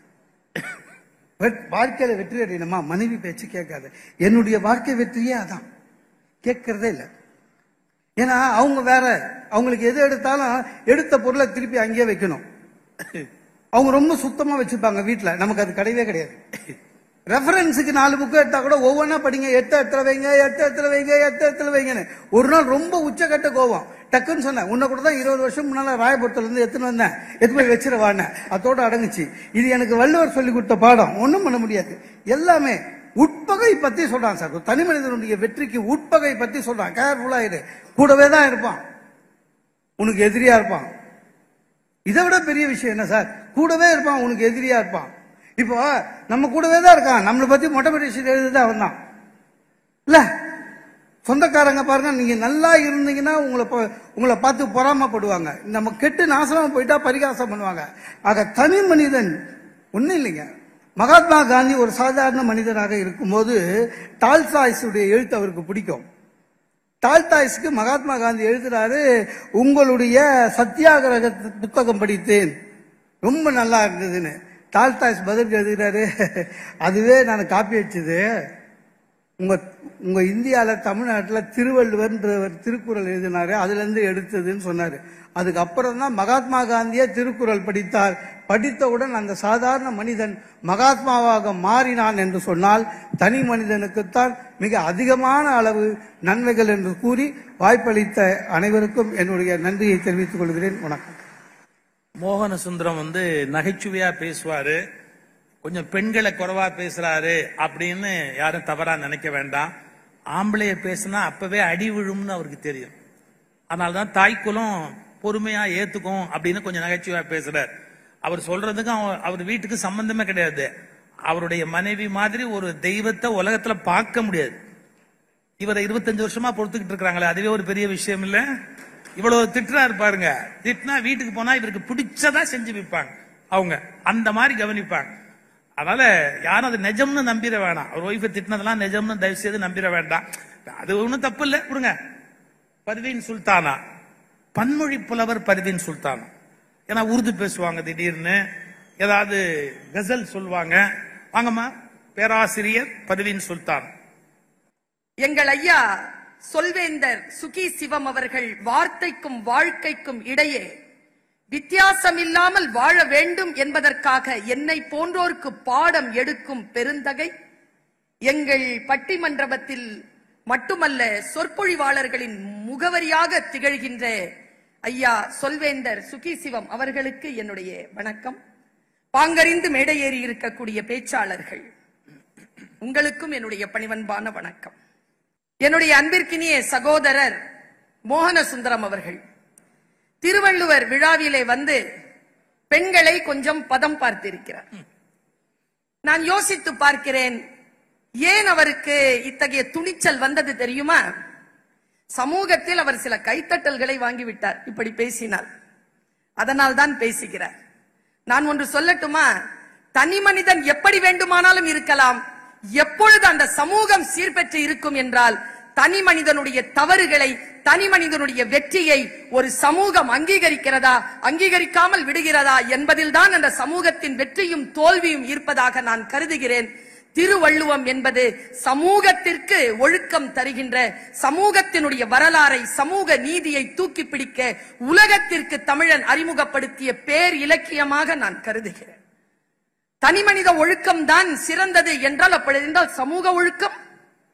நான் திரும்பவும் சொல்லுகிறேன், சமூக ஒழுக்கம் என்பது என்ன? ஒரு தனி மனிதன் குற்றம் செய்யலாம், தனி மனிதன் குற்றவாளியாக இருக்கலாம், அவனுக்கு தண்டனை கொடுப்பதற்கான சூழல் இருக்கிறது. எப்பொழுது தெரியுமா ஒரு சமூகம் சீர்கெடும்? அதனை அங்கீகரிக்கின்ற பொழுதுதான்.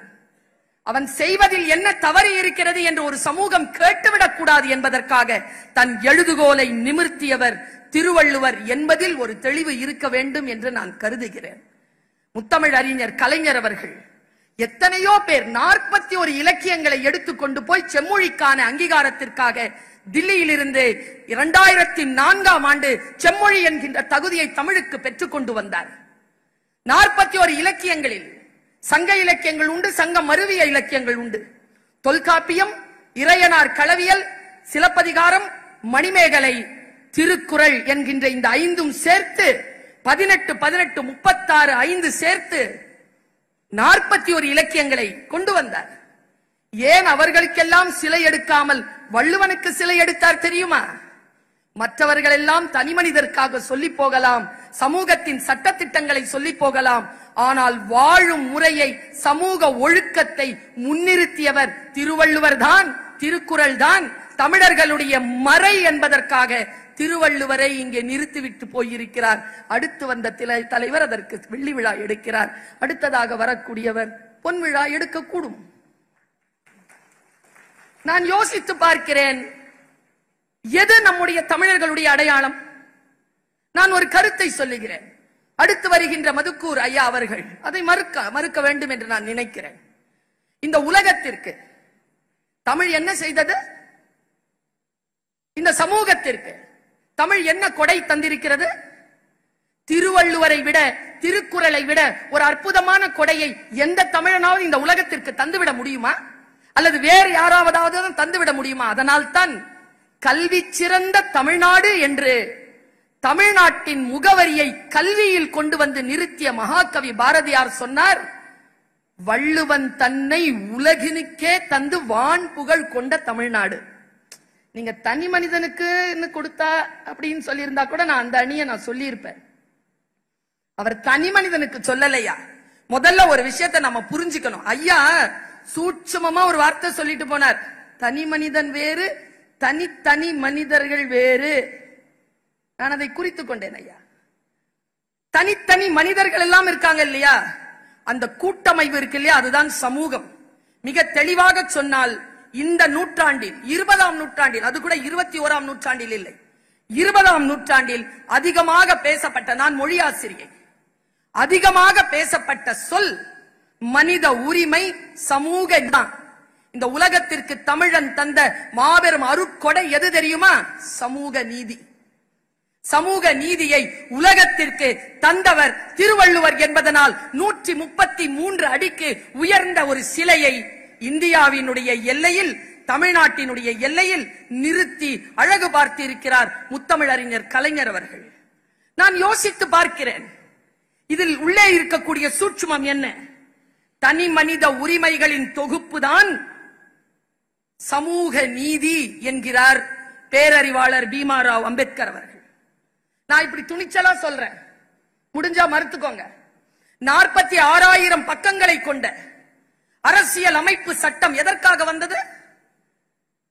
மனித உரிமைகளை மீட்டெடுக்கவும், மனிதனுடைய பிரச்சனைகளை தீர்க்கவும் தானே. அது தீர்வுகள் தானே. காலம் அவ்வளவு பிரச்சனைகளைத்தான், அவ்வளவு தீர்வுகளைத்தான் தருமா? இனி வரும் காலத்தில் பிரச்சனைகள் புதிதாக முளைக்காதா? தீர்வுகள் புதிதாக காண முடியாதா? நான் சொல்லுகிறேன், வரலாற்று பேரறிஞர்கள் அறிவார்கள் இதை. தமிழ் அறிந்த ஆய்வாளர்கள் அறிவார்கள்.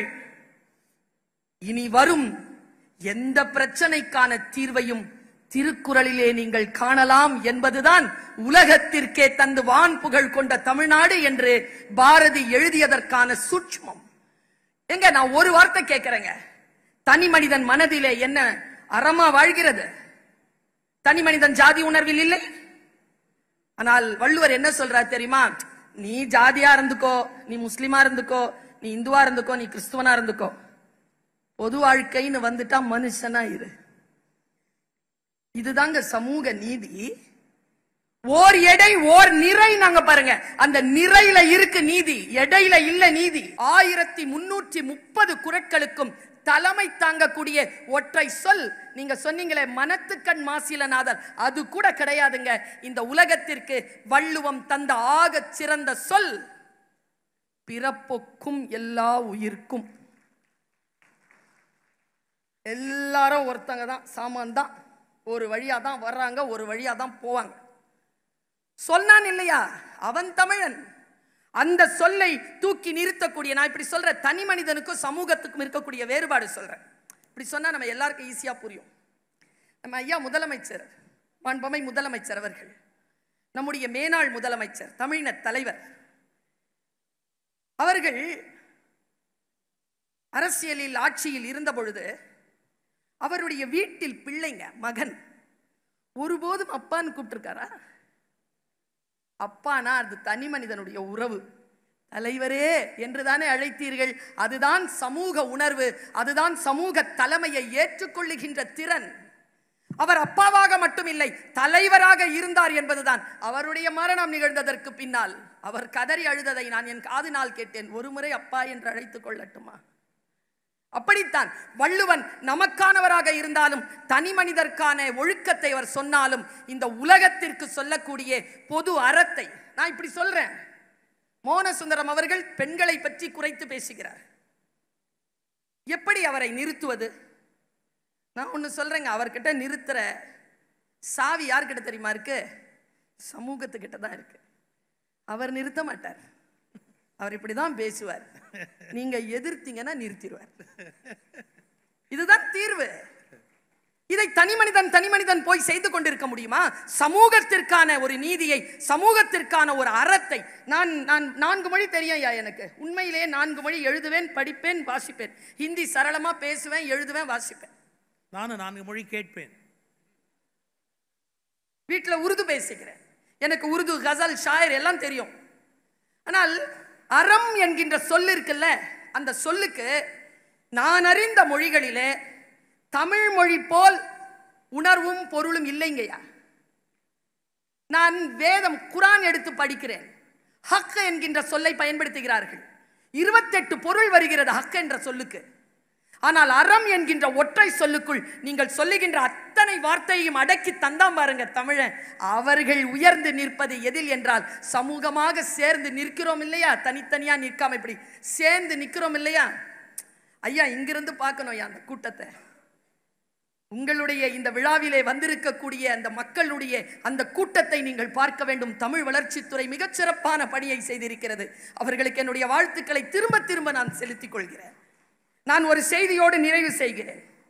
நம்முடைய காலகட்டங்களில், நம்முடைய வாழ்க்கையில், உலகத்திற்கு நாம் என்ன செய்தோம், எதற்காக நாம் நினைவு கூறப்பட வேண்டும் என்பதற்காக ஐயன் வள்ளுவன் நமக்கு தந்த சொல் என்ன தெரியுமா? பகுத்துண்டு பல்லுயிர் ஓம்புதல், நூலோர் தொகுத்தவற்றுள் எல்லாம் தலை. நீ 1000 நூல் எழுதிக்கோ, பசி இல்லாம எல்லாரையும் பார்த்துக்கோ. நாம் பாருங்க, அது தனி மனிதனுக்கு சொன்னதில்லை. இந்த சமூகத்தில் யாரும் பசியோடு இருக்கக்கூடாது என்கின்ற தலைவனுக்கு சொன்னது. அதனால் தான் காலை உணவு திட்டம், அதனால் தான் பறவைகளுக்கு சரணாலயம், அதற்காகத்தான் உயிரினங்களுக்கு சரணாலயம், ஆண் பெண் என்கின்ற பேதம் இல்லாமல் எல்லா குழந்தைகளுக்குமான வளர்ச்சி திட்டங்கள். எதற்காக? பகுத்துண்டு பல்லுயிர் ஓம்புதல். பகிர்ந்தளிப்பதுதான் சமூக நீதி. ஒன்றை பகிர்ந்தளிப்பதுதான் பொது உடைமை. இதுதான் தமிழர்களுடைய தத்துவம். தனி ஒருவனுக்கு உணவிலேனில் ஜகத்தினை எரித்திடுவோம். நல்ல பாரதி யாரிடம் இருந்து கற்றான்? தெளிவா சொல்றார். இறந்தும் பிச்சைக்காரங்க பத்தி நிறைய சொன்னாங்க. வள்ளுவம் சொல்றாரியா, நீங்க எல்லாம் அரசுல இருக்கிறவங்க, அரசு பொறுப்பில் இருக்கக்கூடியவர்கள், உங்களுக்கு கீழே கோடிக்கணக்கான மக்கள் உங்கள் முகம் பார்த்து இருக்கிறோம். வள்ளுவர் சொல்கிறார், இறந்தும் உயிர் வாழ்தல் வேண்டின் பறந்து கெடுக இவ்வுலகியற்றியா. இந்த உலகத்தை தோற்றுவித்த கடவுள் இல்லாமல் போகட்டும், ஒருவனை கூட பசியோட விட்டீங்கன்னா இந்த உலகம் அழியட்டும் என்று தன்னுடைய எழுதுகோலை எழுதியவன் நிச்சயமாக தனி மனிதர்களுக்கு எழுதினாலும் தனி மனிதர்களுடைய கூட்டமைவாக அந்த சமூகம் அடுத்த சமூகத்திற்கு அந்த தீப்பந்தத்தை ஏற்றி வழிகாட்டுகின்ற ஒரு சமூகமாக அது இருக்க வேண்டும் என்பதற்காகத்தான் ஐயன் திருவள்ளுவனை நிமிர்த்தி நிற்க வைத்தார். உட்கார வைத்தது போல் தானே நாம் எல்லாம் பார்த்திருக்கிறோம். வள்ளுவரை பேரறிஞர் அண்ணா காலத்துல தான் உட்கார்ந்துட்டு தான் இருந்தார். கலைஞர் அவர்கள் தான் உட்கார்ந்தது போதும் ஐயா, எழுந்து நின்று பாரும் என்று எழுந்து நிற்க வைத்தார் இல்லையா? எழுந்து நின்றது தனி மனிதனுக்காக அல்ல, இந்த உலகத்திற்காக, இந்த சமூகத்திற்காக. ஐயன் திருவள்ளுவன் நன்மை என்பது தனி மனிதனுக்கு அல்ல, தனி மனிதன் சமூகத்துள் ஒடுக்கம் என்பதனால் சமூகமே என்று நீங்கள் தீர்ப்பளிக்க வேண்டும் என்று கேட்டுக்கொண்டு வாய்ப்பளித்தமைக்கு நன்றி பாராட்டி அமைகிறேன். நன்றி, வணக்கம். 2 விஷயம், எங்க கைதட்டினா காசு கேட்பாங்களோங்கிற மாதிரி ரொம்ப இறுக்கமாவும் சிக்கனமாவும் இருக்கிறீங்க. அதனால மோகன சுந்தரத்துக்குன்னு இல்லம்மா, இங்க எல்லாருக்குமே அப்படிதான் விதி. அதனால பத்தி கவலைப்படாதீங்க. ஆனாலும் இப்படி பழி தீர்க்க கூடாது. அவருக்கு கை தட்டாதீங்க அப்படின்னா அவருடைய எதிர்காலம் என்ன? அவர் சரியா சொன்னா கை தட்டுங்க, மற்ற நேரத்துல கை தட்டாம இருங்க அப்படின்னு வேணா சொல். இது ஒரு செய்தி. தனியா சமூக நீதி பத்தி நிறைய சொன்னாங்க. பிறப்புக்கும் எல்லா உயிர்க்கும் அப்படிங்கிறது நம்ம நுட்பமா புரிந்து கொள்ள வேண்டிய செய்தி. அது ஏன் தெரியுங்களா? ஒரு வார்த்தை என்னால இன்னைக்கு விளக்கம் சொல்ல முடியாது. நீங்க வீட்டுல போய் அதை யோசிச்சு பாருங்க. வீட்டுல யோசிக்கிற வழக்கம் இருந்தா வீட்டுல போய் யோசிச்சு பாருங்க. நான் உன்னை விட வித்தியாசமானவன் என்று சொல்லவில்லை, உன்னை போலவே வித்தியாசமானவன். நான் உன்னை விட வித்தியாசமானவன் என்று சொல்லவில்லை, உன்னை போலவே வித்தியாசமானவன். அதனால் நாம் இருவரும் சமமானவர்கள். இப்போ மீனுக்கு தண்ணீர்ல நீந்துவதற்கு வரும், மரம் ஏறுற போட்டியில கொண்டு போய் அதை விடலாமா? தண்ணீரில் நீந்துவதில் மீன் வலிமை உடையது, மரம் ஏறுவதில் குரங்கு வலிமை உடையது, படைப்பில் ஒவ்வொரு விலங்கு ஒவ்வொன்றில் வலிமை உடையது என்பதால் சமமானது. உன்னை போலவே வித்தியாசமானவன், இந்த வார்த்தையை புரிஞ்சுக்கிறது ரொம்ப கஷ்டம். பல பேருக்கு அது புரியல. நீ அந்த மாதிரி இல்ல, அதனால நீ மட்டும் அப்படிங்கிற. உன்ன மாதிரி நான் இருக்க வேண்டிய அவசியம் இல்லப்பா, நான் நானா இருப்பேன். நம்ம 2 பேரும் வெவ்வேறையாவே இருக்கலாம், தனித்தனி தன்மை, ஆனாலும் நம்ம ஒன்னா இருக்க முடியும். அதை இணைக்கணும். இப்ப கூட நம்ம பாலத்தை திறந்து வச்சுட்டு வந்தாரு, வடக்கையும் தெற்கையும் இணைக்கணும், வடக்கையும் தெற்கையும் இணைக்கணும். நீங்க விவேகானந்தரையும் திருவள்ளுவரையும் இணைச்சு வடக்கையும் தெற்கையும் நல்லா இணைச்சிட்டீங்க. ஆனா அதுல கொஞ்சம் ஜாக்கிரதையா இருக்கணும் தான் கண்ணாடி பாலமா போட்டிருக்கீங்க. ஏன்னா அந்த இணைப்பு ரொம்ப கவனமா இருக்கணும் அப்படிங்கிறதுக்காகவே அவங்களுக்கு துல்லியமா புரியணும்னு கண்ணாடி பாலமா வேற போட்டிருக்கிறீங்க. இதுக்கு மேல என்னால சொல்ல முடியாது, நான் சாதாரண பேச்சாளர், அவ்வளவுதான். மதுக்கூர் ராமலிங்கம் ஐயா அவர்களை அன்போடு உரையாற்றுவதற்கு தனி மனிதர்களுக்காக உரையாற்ற அழைக்கிறேன். நேற்றைக்கு நம்முடைய முதல்வர் சொன்னது போல, எங்கள் பகைவர்கள் எங்கோ மறைந்தனர், இங்குள்ள தமிழர் ஒன்றாதல் கண்டே என்று வள்ளுவச் சிலையினுடைய வெள்ளி விழாவை கொண்டாடுகிற இந்த இனிய நேரத்தில் மரியாதைக்குரிய இந்த பட்டிமன்றத்தினுடைய நடுவர், சொல்வேந்தர், பட்டிமன்றத்தினுடைய அறிஞர் பெருமக்கள் அனைவரையும் வணங்கி மகிழ்ந்து, இந்த சிலை 1/4 நூற்றாண்டு காலத்திற்கு முன்னாலே கலைஞர் அவர்களால் திறந்து வைக்கப்பட்ட பொழுது காவிய கவிஞர் ஒரு வார்த்தை சொன்னார்.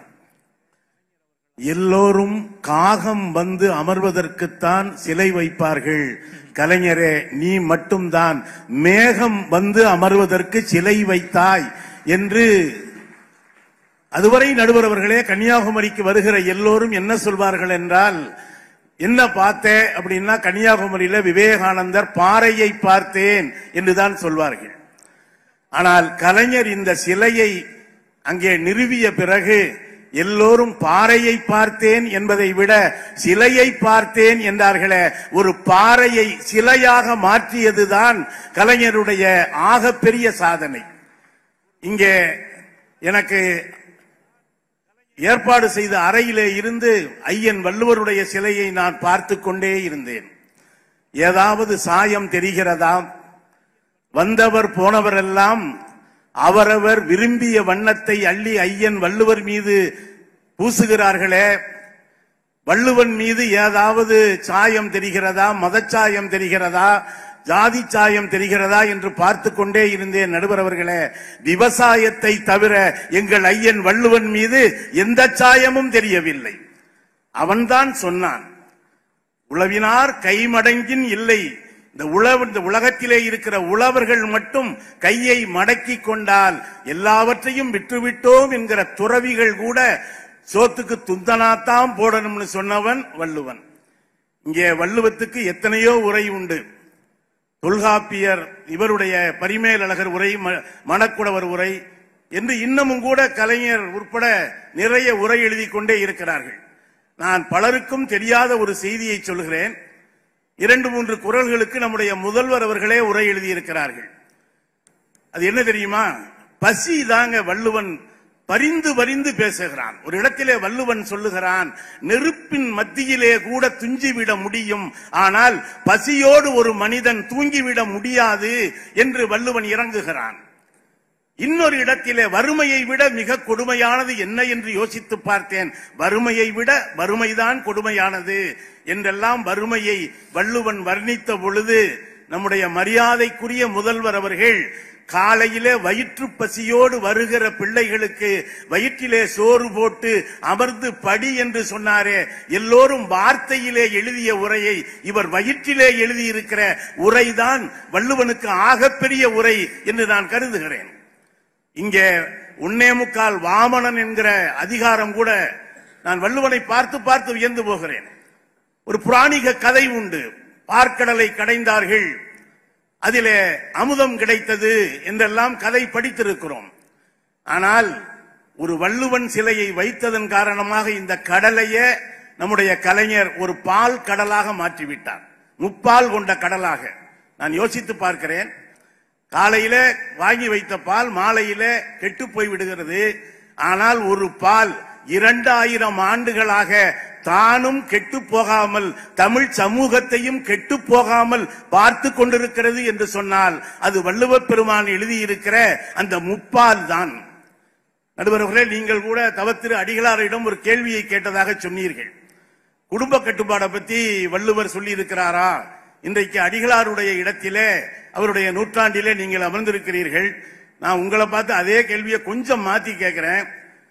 வள்ளுவர் குடும்ப கட்டுப்பாட தனி மனிதனுக்கு சொன்னாரா, சமூகத்துக்கு சொன்னாரா? தனி மனிதன் தான் குடும்ப கட்டுப்பாடு செஞ்சு கொஞ்சம் சமூக கட்டுப்பாட்டை குறைக்க முடியுமே தவிர சமூகத்துக்கே கட்டுப்பாடு பண்ண முடியாது. அப்படித்தான் அவசர நிலை காலத்துல எல்லா இடத்திலையும் சிவப்பு முக்கோணமா போட்டு வச்சாங்க. தென்னை மரத்துல கூட சிவப்பு முக்கோணம். மனுஷன் ஃபாலோ பண்ணணும் இல்லையா? தென்னை மரம் 2 காய்க்கு மேல காய மாட்டேன்றிச்சு.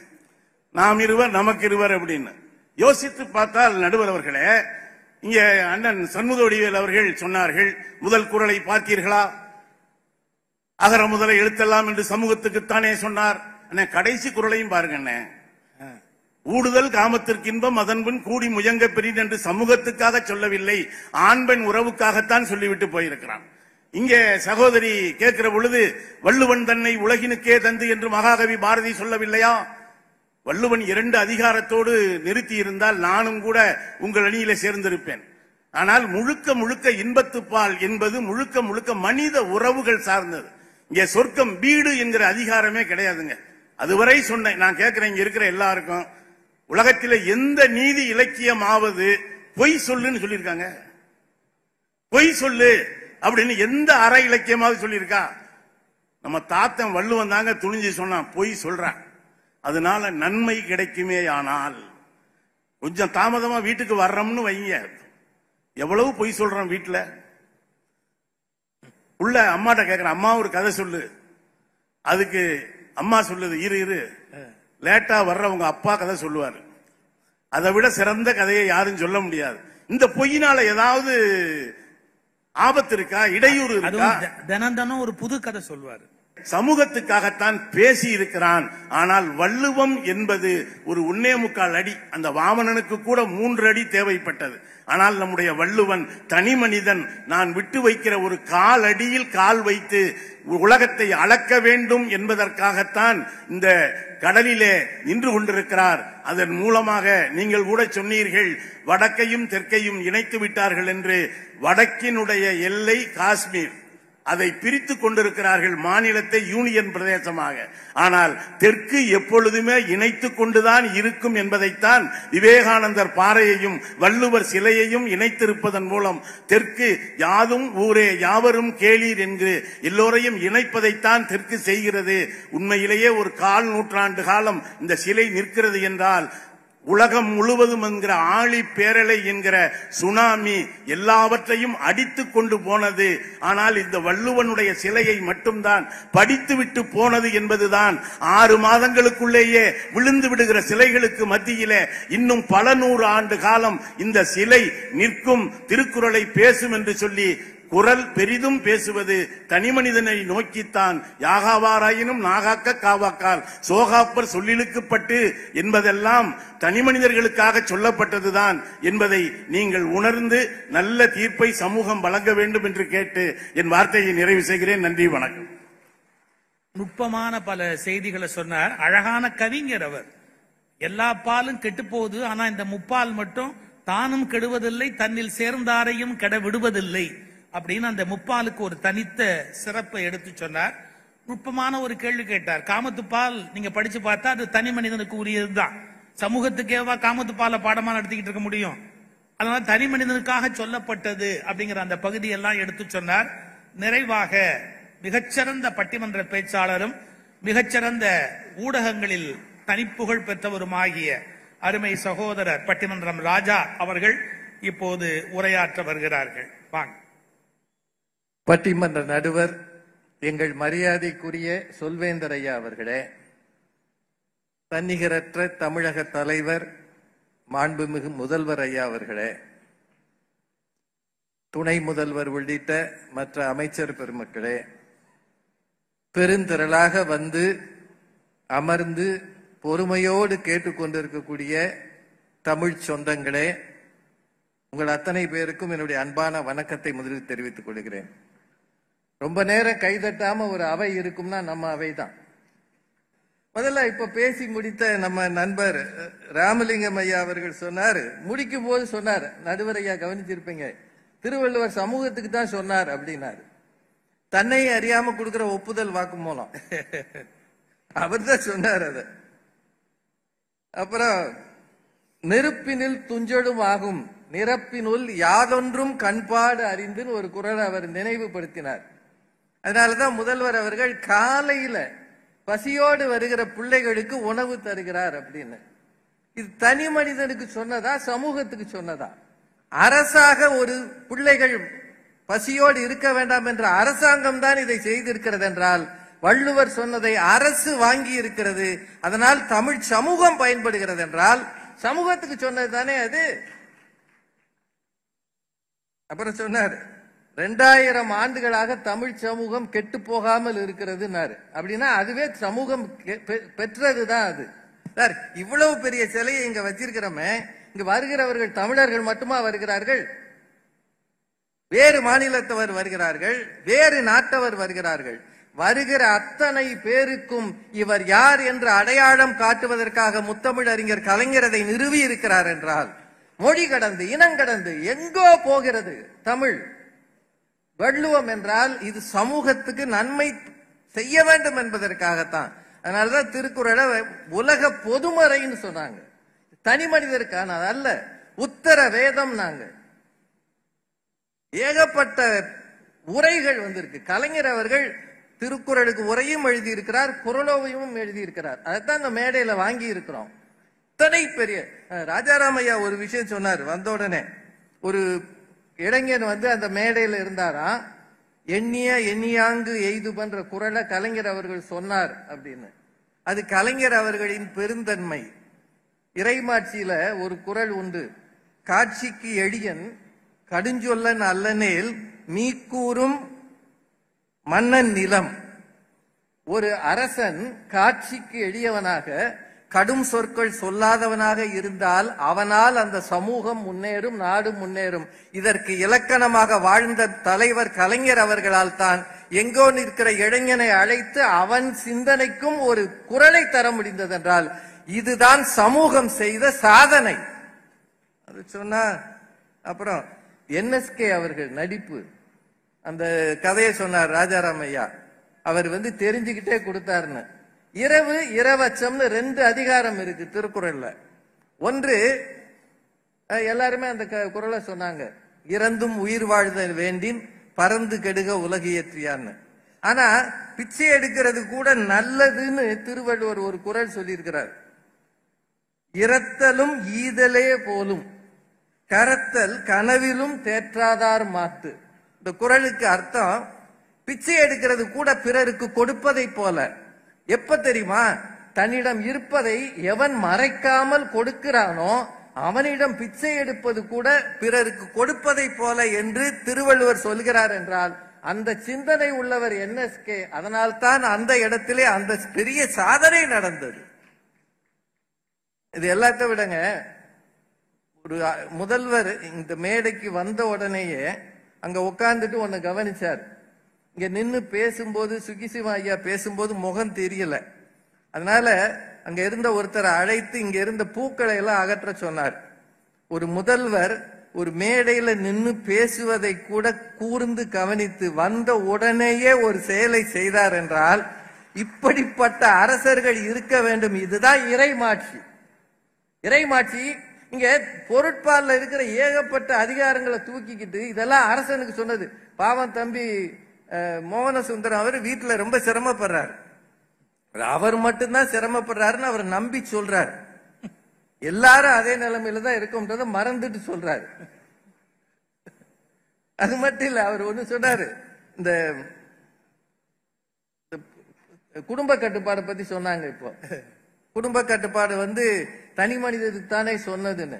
ஆனா சமீபத்துல முதல்வர் ஐயா அவர்கள் மக்களுக்கு ஒரு வேண்டுகோள் விடுத்தார்.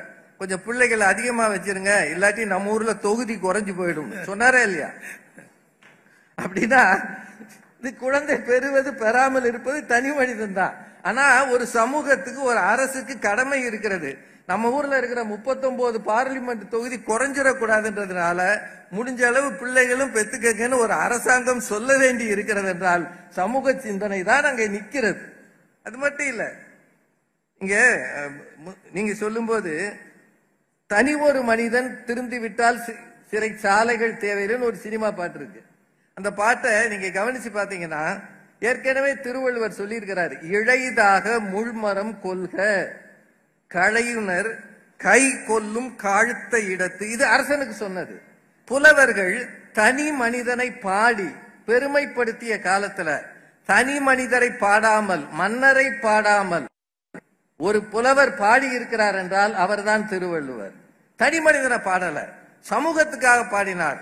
அவர் போர் மாட்சி பகை மாட்சி பாடினார், பகைத்திறம் தெரிதல் பாடினார். ஆனா போரை பெருமைப்படுத்தல.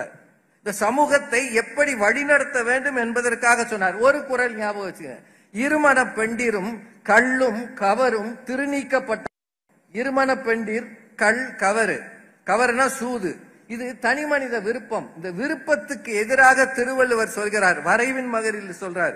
இது மூணும் யார் செய்யக்கூடாதுன்னா எவன் செல்வம் வேண்டாம் என்று நினைக்கிறானோ அவன் செய்யட்டும், செல்வம் வேண்டும் என்று நினைக்கிறவன் செய்யக்கூடாது என்று திருவள்ளுவர் சொல்கிறார் என்றால் இது மூன்றும் இல்லாத சமூகத்தை அவர் உருவாக்க நினைக்கிறார். இதுதான் சமூகத்துக்கானது. உழவு என்கிற ஒரு அதிகாரத்தை அந்த காலத்துல அவ்வளவு பெருமையாக வள்ளுவர் பேசுகிறார். சுழன்றும் ஏற்பின்னது உலகம், அதனால் உழந்தும் உழவே தலை. அத்தனை பேரை போய் உழவு செய்யுங்கன்னு சொல்லல. ஆனா இந்த சமூகம் முக்கியமானது என்றால் உழவுதான் முக்கியம் என்று மிக மிக முந்திய காலத்துல உழுவார் உலகத்திற்கு ஆணி என்று சொல்கிறார் என்றால் இந்த சமூகத்தில் 1000 தொழில்கள் இருந்தாலும் உலகம்தான் உழவுதான் முக்கியம் என்று சொல்லியிருக்கிறார். இன்னும் ஒரே ஒரு செய்தி சொல்லிடுறேன். சில கேள்விகள் தனி மனிதனுக்கா சமூகத்துக்கான்ற ஒரு வினா வரும். இப்போ ஒரு குறள் சொல்றார், அவ்விய நெஞ்சத்தான் ஆக்கமும் செவ்வியான் கேடும் நினைக்கப்படும். இந்த நினைக்கப்படும்ன்றது யாருக்கு சொன்னது? சமூகம் தான். சமூகம் யோசிக்கணும். அவ்விய நெஞ்சம்னா தவறு செய்கிறவன் வளர்கிறான், முன்னேறுகிறான். நல்ல எண்ணம் கொண்டவன், ஒழுக்கமானவன் தேய்ந்து போகிறான். இதை பற்றி யோசித்து பாருங்கள் என்று அவன் சொன்னது சமூகத்துக்கு. இன்னொரு குறள் ஐயா சொன்னார், அறத்தாரி இது என வேண்டா, சிவிகை பொறுத்தானோடு ஊர்ந்தான் இடை. இதுக்கும் காரண காரியம் பார்க்காதே. ஒருவன் பல்லக்கிலே மேலே போகிறான், ஒருவன் பல்லக்கை சுமக்கிறான். இது அறம் என்று நினைக்காதே, இது அங்கு போய் அறம் பேசாதே என்று சொல்கிறார் என்றால், அரசன் அவன் இயல்புகள், அவனது அங்கங்களின் இயல்புகள், அங்க இருக்கக்கூடிய குடிமக்களின் இயல்புகள் அத்தனையும் அவர் இந்த மக்களுக்கு சொல்லி இருக்கிறார். சமூகத்தை மாற்ற நினைக்கிறார். வேலோடு நின்றான் இடு என்பது போலும், கோலோடு நின்றான் இரவு. அதாவது எனக்கு டோல்கேட்டை பார்க்கும் போதெல்லாம் இந்த குரல் தான் ஞாபகம் வரும். வேலோடு நின்றான் இடு என்பது போலும், கோலோடு நின்றான் இரவு. அதிகாரத்தில் இருப்பவர்கள் கொடு என்று கேட்பதும், கையிலே வேலை வைத்துக் கொண்டு ஒருவன் பறிப்பதும் ஒன்று என்று 2000 வருஷம் முன்னாடி ஒருவன் சொல்லி இருக்கிறான் என்றால், இத்தகைய தீமைகள் இல்லாத சமூகமாக இருக்க வேண்டும். அது மட்டும் இல்ல, நிறைவாக கயமை என்கிற அதிகாரம், அதான் பொருட்பாலில் கடைசி அதிகாரம். அவர் சொல்றார், ஈருங்கை விதிரார் கயவர் கொடுர் உடைக்கும் கூர்ங்கையர் அல்லாதவர்க்கு. இந்த சமூகத்தில் சில பேர் எச்சில் கையால் கூட எதுவும் உதவ மாட்டார். அப்பேற்பட்டவருக்கு தாடையை முறிக்கும்படி அவனுக்கு கொடுக்க வேண்டும் என்று சமூக புரட்சி 1000 ஆண்டுகளின் மண்ணிலை நிலைத்து நிற்பார். அதுதான் முத்தமிழ் அறிஞர் எழுப்பி இருக்கிற சிலை. அதற்கு வெள்ளி விழா காணுகிற இந்த நாளிலே முதல்வர் உள்ளிட்ட அத்தனை பேரையும் வணங்கி, தமிழ் சமூகத்தின் அடையாளம், தமிழ் சமூகத்தின் ஒட்டுமொத்த நம்பிக்கை திருக்குறள் என்னும் உலக பொதுமறை, அது சமூகத்துக்குத்தான் அதிக நன்மை என்று சொல்லி வாய்ப்புக்கு நன்றி கூறி நிறைவு செய்கிறேன். நன்றி, வணக்கம். எப்பவும் நல்ல நகைச்சுவையோடு மகிழ்விக்கிற நம்முடைய ராஜா ஐயா கூட இன்னைக்கு ரொம்ப சீரியஸா திருவள்ளுவரை எடுத்து ரொம்ப ஆழமா நம்ம சிந்திக்கும்படியாக இந்த பேச்சை அமைத்திருக்கிறார். அவருக்கு நம்முடைய வாழ்த்து. ரொம்ப சிம்பிளா ஒரு தீர்ப்பு சொல்லணும். பொதுவா இப்ப தீர்ப்பெல்லாம் யாரும் மதிக்கிறது இல்லை, அது வேற சமாச்சாரம். இருந்தாலும் சொல்றவங்க சொல்லித்தானே ஆகணும். ஏதாவது ஒரு தீர்ப்புன்னு ஒண்ணு சொல்லி ஆகணும் இல்லையா? அதனால இந்த சுருக்கமா எவ்வளவு சுருக்கமா சொல்ல முடியுமோ சொல்றேன். ஒண்ணு சார், ஒரு தனி மனுஷன் ஒரே ஒரு ஆள் இருந்தா அறநூல் வேணுமா அவனுக்கு? ஒரு தீவுன்னு கற்பனை பண்ணுங்க. அந்த தீவுல யாருமே இல்லை. அங்க ஒரு ஆள் உட்கார்ந்து இருக்கிறான். எங்கேயோ போய் கடல்ல போனவன் மாட்டிக்கிட்டான், ஒரு தீவுல உட்கார்ந்து இருக்கிறான். ஒரே ஆளா உட்கார்ந்து இருக்கிறான். ஒழுக்கமா இருந்தா அவன் எப்படி தப்பு பண்ணுவான்? அவனை போய் நீ அது செய்யாதே இது செய்யாதேன்னு யாராவது அறிவுரை சொல்ல முடியுமா? இந்த உலகத்தில் ஒரே ஒரு மனிதனுக்கு நீதி நூல் என்பது அவசியமே கிடையாது. அவன் 2வது மனிதன் ஒருத்த வந்துட்டாதான் அவன் அடிக்காத, அவங்கிட்ட அடி வாங்காத, அவன் சொத்தை புடுங்காத. அப்ப நீதி என்கிற அறநூலே ஒரு மனிதன் இருந்தால் உருவாவதில்லை. 2வது மனிதன் என்பவன் வந்த பிறகுதான் இந்த உலகத்தில் நீதி என்பதே தேவைப்படுகிறது. இல்லாட்டி எதுக்கு ஒருத்தன் நீதி உட்கார்ந்து சொல்ல வேண்டிய அவசியம் இருக்கு? ஒரே ஆள் உட்கார்ந்து இருந்தா யாருமே கேள்வி கேட்க போறது இல்ல. தீவுல காட்டு மராண்டியா இருந்து போயிடுவான். அப்போ தனி மனிதன் தனித்தனி மனிதன், அதான் நான் முன்னுரையிலேயே சொன்னேன். ஒரு தனி மனிதன் தனித்தனி மனிதனாக சேருகிற போது அங்கு நீதி என்பது உலகத்தில் தேவைப்படுகிறது. மனசுல வச்சுங்க. ஒரு 2 மனிதர்கள் சந்திக்கிற போது 2 பேரும் ஒரே மாதிரி இருக்கிறாங்களா? ஒரு பிரச்சனையை 2 பேரும் ஒரே மாதிரி எடுத்துக்கிறாங்களா? இல்ல. இப்ப ஒரு மனிதனுக்கு இருக்கிற வேகம், தைரியம், ஊக்கம் இன்னொரு மனுஷனுக்கு இருக்கா அப்படின்னு பார்த்தா இல்ல. இத திருவள்ளுவர் எப்படி சொல்றாரு? எப்பா, உலகத்துல எவ்வளவுனா சிக்கல் வரட்டும், நீ மனசுல ஊக்கம் உள்ளவனா இரு அப்படிங்கிறார். கொஞ்சம் கற்பனையா சொல்றேன். திருவள்ளுவர் ஒரு பள்ளிக்கூடத்துல பேச போனார்னு நான் கற்பனை பண்ணுவேன். அவருக்கு ஏதோ போதாத நேரம் ஒரு பள்ளிக்கூடத்துல போய் பேச போனார். அந்த பள்ளிக்கூடத்து பிரின்சிபாலே முதல்ல சொல்லிட்டார், இது மாதிரி பள்ளின்னார். எப்படி? ஒரு மாதிரி பள்ளி. திருவள்ளுவர் மாணவர்களை பார்த்து ஒரு கேள்வி கேட்டார். தம்பி, இந்த தாமரை பூவினுடைய உயரம் என்ன அப்படின்னு ஒரு கேள்வி கேட்டார். அந்த பசங்க கேள்வி கேட்ட உடனே, நம்ம ஸ்கூல் பசங்க ஒரு டெக்னிக் வச்சிருக்கான், இவன் அவனை பார்ப்பான், அவன் இவனை பார்ப்பான். அப்புறம் 2 பேரும் சேர்ந்து திருவள்ளுவரையே பார்த்தான். என்ன அர்த்தம்? உன் கேள்வியை உங்ககிட்டே போட்டோம், நீ ஆச்சு, உன் கேள்வி ஆச்சு. ஒருத்தனும் பதில் சொல்லல. ரொம்ப வருத்தத்தோட கேட்டார், ஏன்னா ஒரு பயலுக்கும் தெரியாதா? ஒரே ஒருத்த ஏஞ்சான், தாமரை பூவின் உயரம் 2 அடி அப்படின்னா. ஏன் 3 அடி இருக்காதா அப்படின்னார். வச்சுங்க, உங்களுக்கு தான் விவரமா தெரியுது, அப்புறம் ஏன் என்ன கேக்குறீங்க? இப்ப திருவள்ளுவருக்கு ஒரே ஒரு பையன் மட்டும் எந்திரிச்சு பதில் சொன்னான். ஐயா, உங்கள் கேள்வி தவறு, உங்கள் கேள்வி தவறு அப்படின்னா. வெரி குட், எப்படி சொல்ற அப்படின்னார். ஒரு பூ தண்ணீரில் நிற்கிறது என்றால் அதன் உயரத்தை அது நிர்ணயிப்பது இல்லை. தண்ணீரின் உயரம் தாமரையின் உயரம். ஒரு மனிதனுடைய உயரம் என்பது அவனுடைய எண்ணத்தினுடைய உயரம். உலகம் எண்ணத்தில் உயர்ந்தவர்கள் உலகத்தை உயர்த்துவார்கள். இதுக்கு ஒரு குறள் இருக்குது.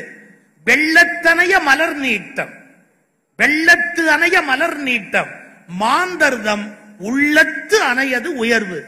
ஒரு மனிதனுடைய உள்ளத்தை பொறுத்துதான் அவனுடைய உயர்வு என்பது அமைந்திருக்கிறது அப்படின்னு சொல்றார்.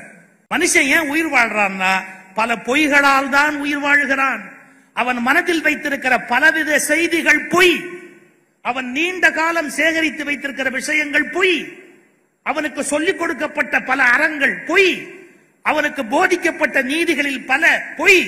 அவனிடத்தில் மறை என்று கொடுக்கப்பட்ட பல விஷயங்கள் பொய். ஆனால் இத்தனை பொய்களில் மனிதனுக்கு இருக்கிற சந்தோஷம் உண்மையில் இல்லை. இதான் நிதர்சனமான உண்மைன்னு ஒரு உண்மையை சொன்னா கோபம் வருது மனுஷனுக்கு. பொய்யில் ஆர்வம் இல்லைன்னா யூடியூப் பார்ப்பான். இந்த மனுஷனுக்கு பொய்யில் ஆர்வம் இல்லைன்னா அவ்வளவும் பொய். 90% எல்லாம் விடிஞ்சா பார்த்துக்கிட்டே உட்கார்ந்து இருக்கிறான் இந்த உலகத்துல. எனவே மனிதர்கள் உயிர் வாழ்வதற்கு போல பொய் என்பது அவசியமாகிவிட்டது. இப்ப திருக்குறளுக்கு வாங்க. ஒரே ஒரு அறந்தாண்டா மனுஷனை காப்பாத்தோம். பொய்யாமை ஆற்றின் அறம் பிற செய்யாமை, செய்யாமை நன்று. வேற எந்த அறமும் பண்ண வேண்டிய அவசியம் இல்லை. அவன் பொய் மட்டும் வானா, பொய்யில இருந்து வெளியே வா. அப்படி நமக்கு நல்லா தெரியும். இப்ப மௌன சுந்தரம் உன்னை கொஞ்சம் பின்பற்றுற. வீட்டுல சாப்பாடு நல்லா இல்லைன்னு வச்சுங்க, என்னைக்காவது சொல்லியிருக்கோம்? நீ சமைச்சது வாயில வைக்க விளங்கலன்னு சொல்லியிருக்கோம்? பிரமாதமா. உன்ன மாதிரி ஒரு அழகு இல்லையா அவங்க சொல்வார். உங்களை மாதிரி ஒரு அழகு இல்லையா, இது சொன்னாதான் கொஞ்சம் நாளைக்கு வண்டி ஓடும். கொஞ்சம் யோசிச்சு பாருங்க. பொய்யே இல்லாம நம்மால வாழவே முடியலன்னு ஆயிப்போச்சு. தனி மனிதனுக்கு சொல்லப்பட்ட அறங்கள் திருக்குறள்ல பொய்யாமை, பொய்யாமை ஆற்றின் அறம் பிற செய்யாமை, செய்யாமை நன்று. இப்ப தள்ளி வச்சிருங்க. சமூக நீதினு வருகிற போது சமூகத்துக்கு திருவள்ளுவர் என்ன சொல்றாரு?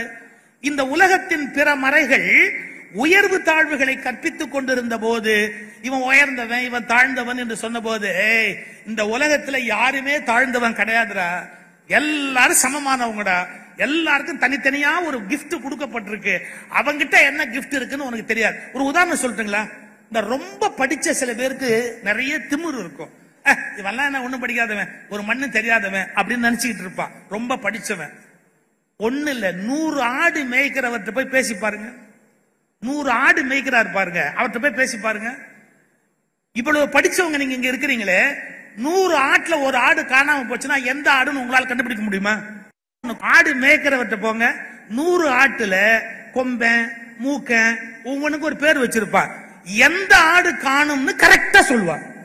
100 ஆடுகளும் ஒன்று போல் இருந்தாலும், உதாரணத்துக்கு கூட ஆடு வேண்டாம்பா, 100 மாடுகளும் ஒன்று போலவே இருந்தாலும், இப்ப யோசிச்சு பாருங்க, அவன் 100 மாடு ஒன்னா இருந்தா கூட நமக்கு வித்தியாசம் தெரியாது. நீ MA PhD, நீ ஜுவாலஜி கூட படிச்சிருப்ப, எல்லாம் சரி. 100 எருமை மாடு ஒன்னா நின்னா உனக்கு வித்தியாசம் தெரியாது. அதை மேய்க்கிறார் பாருங்க, அவருக்கு தெரியும். இப்ப சொல்லட்டுமா? அவரிடத்தில் இருக்கிற அந்த சிறப்பு அறிவு உன்னிடத்தில் இல்லை என்பதை நீ தயவு செய்து புரிந்து கொள்ள வேண்டும். ஒவ்வொருவரிடத்தில் ஒவ்வொரு விதமான அறிவு, கல்வி, ஞானம் இந்த உலகத்தில் தரப்பட்டிருக்கிறது. அப்ப மனுஷன் நம்ம எப்படி தப்பாம எடை போட முடியும்? அதனால்தான் திருவள்ளுவர் டிக்ளேர் பண்ணார் சமூக நீதிய, பிறப்பு ஒக்கும் எல்லா உயிர்க்கும், இந்த உலகத்துல எல்லா உயிர்களும் சமமானவை என்று அறிவித்த பெருமை. அப்ப தனி மனிதனுக்கு திருக்குறள் சொல்லப்பட்டதா, சமூகத்துக்கு சொல்லப்பட்டதா? இப்ப தீர்ப்புல 2 பகுதி வரை சமூகம் திருக்குறளை குறைவாக பயன்படுத்தியது, தனி மனிதர்கள் திருக்குறளை எடுத்துக்கொண்டு வாழ்வில் உயர்ந்தார்கள். ஏன்? படிச்சவன் திருக்குறளை எடுத்துக்கிட்டான். நான் மாண்பமை முதல்வர் இடத்துல இந்த நேரத்தில் ஒரு கோரிக்கை வைக்கிறேன். முதல்வரை பார்த்தா எப்படியும் ஒரு கோரிக்கை வைக்கணும் இல்ல, அதனால ஒரு கோரிக்கை வைக்கிறேன். அதாவது +2 படித்து முடிப்பதற்குள்ளாக அறத்துப்பாலையும் பொருள் மாணவர்கள் மனப்பாடமாக சொல்ல வேண்டும் என்பதை கட்டாயமாக நம்முடைய பாடத்திட்டத்தில் கொண்டு வர வேண்டும். சும்மா 2 மனப்பாட போய் 2 பாட்டு வச்சா போறாது. அறத்துப்பாலையில் படிக்கிற மாணவர்கள் முழுக்க மனப்பாடம் பண்ணி ஆகணும். எப்படி? மனதில் நின்றால்தான் வாழ்க்கையில் அவர்கள் அதை கடைபிடிக்க முடியும். புத்தகத்தில் இருக்கும் என்றால் அது மத்தகத்துக்கு வராது, ஆனால் மத்தகத்தில் இருக்கும் என்றால் அது வாழ்க்கைக்கு வரும். எனவே தமிழ்நாட்டு பிள்ளைகள் பள்ளி படிப்பை முடிப்பதற்குள்ளாக அவர்கள் அறத்துப்பாலையும் பொருட்பாலையும் கட்டாயமாக மனப்பாடம் செய்வதற்குரிய ஒரு வழிமுறையை, தமிழனுக்கு எது வேதம் அப்படின்னு கேட்டா திருக்குறள் என்று வர வேணும். மறைன்னு சொன்னா அதை நினைவுல வச்சிருக்கணுமா இல்லையா? அதை மனப்பாடம் பண்ணிருக்கணுமா இல்லையா? அதனால தமிழ்நாட்டில் படிக்கிற பிள்ளைகள் அறத்துப்பாலையும் பொருட்பாலையும் மனப்பாடம் செய்வதற்குரிய வழிமுறையை நாம் கண்டறிந்தாக வேண்டும் என்ற பணிவான வேண்டுதலை அவருக்கு இந்த இடத்துல வச்சுக்கிறேன். குர்ஆன் ஒரு நூல் தோன்றியது. அரபு நாடுகள் முழுக்க அதுதான் அவங்களுக்கு வேதம், அதுதான் அவங்களுடைய சட்டம். அப்ப என்ன கணக்காகுது? அந்த மறைநூல் வழியாக வளைகுடா நாடுகள் இன்றைக்கு இருக்கின்றன. கம்யூனிஸ்ட் தாஸ் கேபிட்டல் என்ற நூல் வழியாக இன்றைக்கு சோவியத் ரஷ்யா அமைந்திருக்கிறது. திருக்குறள் வழியான நாடு எது என்று கேட்டால் நீங்கள் என்ன பதில் சொல்வீர்கள்? எனவே திருக்குறள் இதுவரையில் தனி மனிதனுக்கு மட்டுமே பயன்பட்டு வந்தது. இந்த வெள்ளி விழாவுக்கு பிறகு திருக்குறள் மறையாக மாறும் என்றால் இந்த தமிழ்நாடு திருக்குறள் நாடு என்று அழைக்கப்படுகிற ஒரு மிகப்பெரிய மேன்மையினை பெற முடியும். ஏன்னா வள்ளுவர் வழியில் இதன் எல்லா சட்டங்களும் அமைந்திருக்கும், வள்ளுவர் வழியில் இதன் எல்லா நீதி நூல்களும் அமைந்திருக்கும் என்று அது சமுதாய நூலாக முற்றிலும் மாறுவதற்கான வாய்ப்பு இருக்கிறது.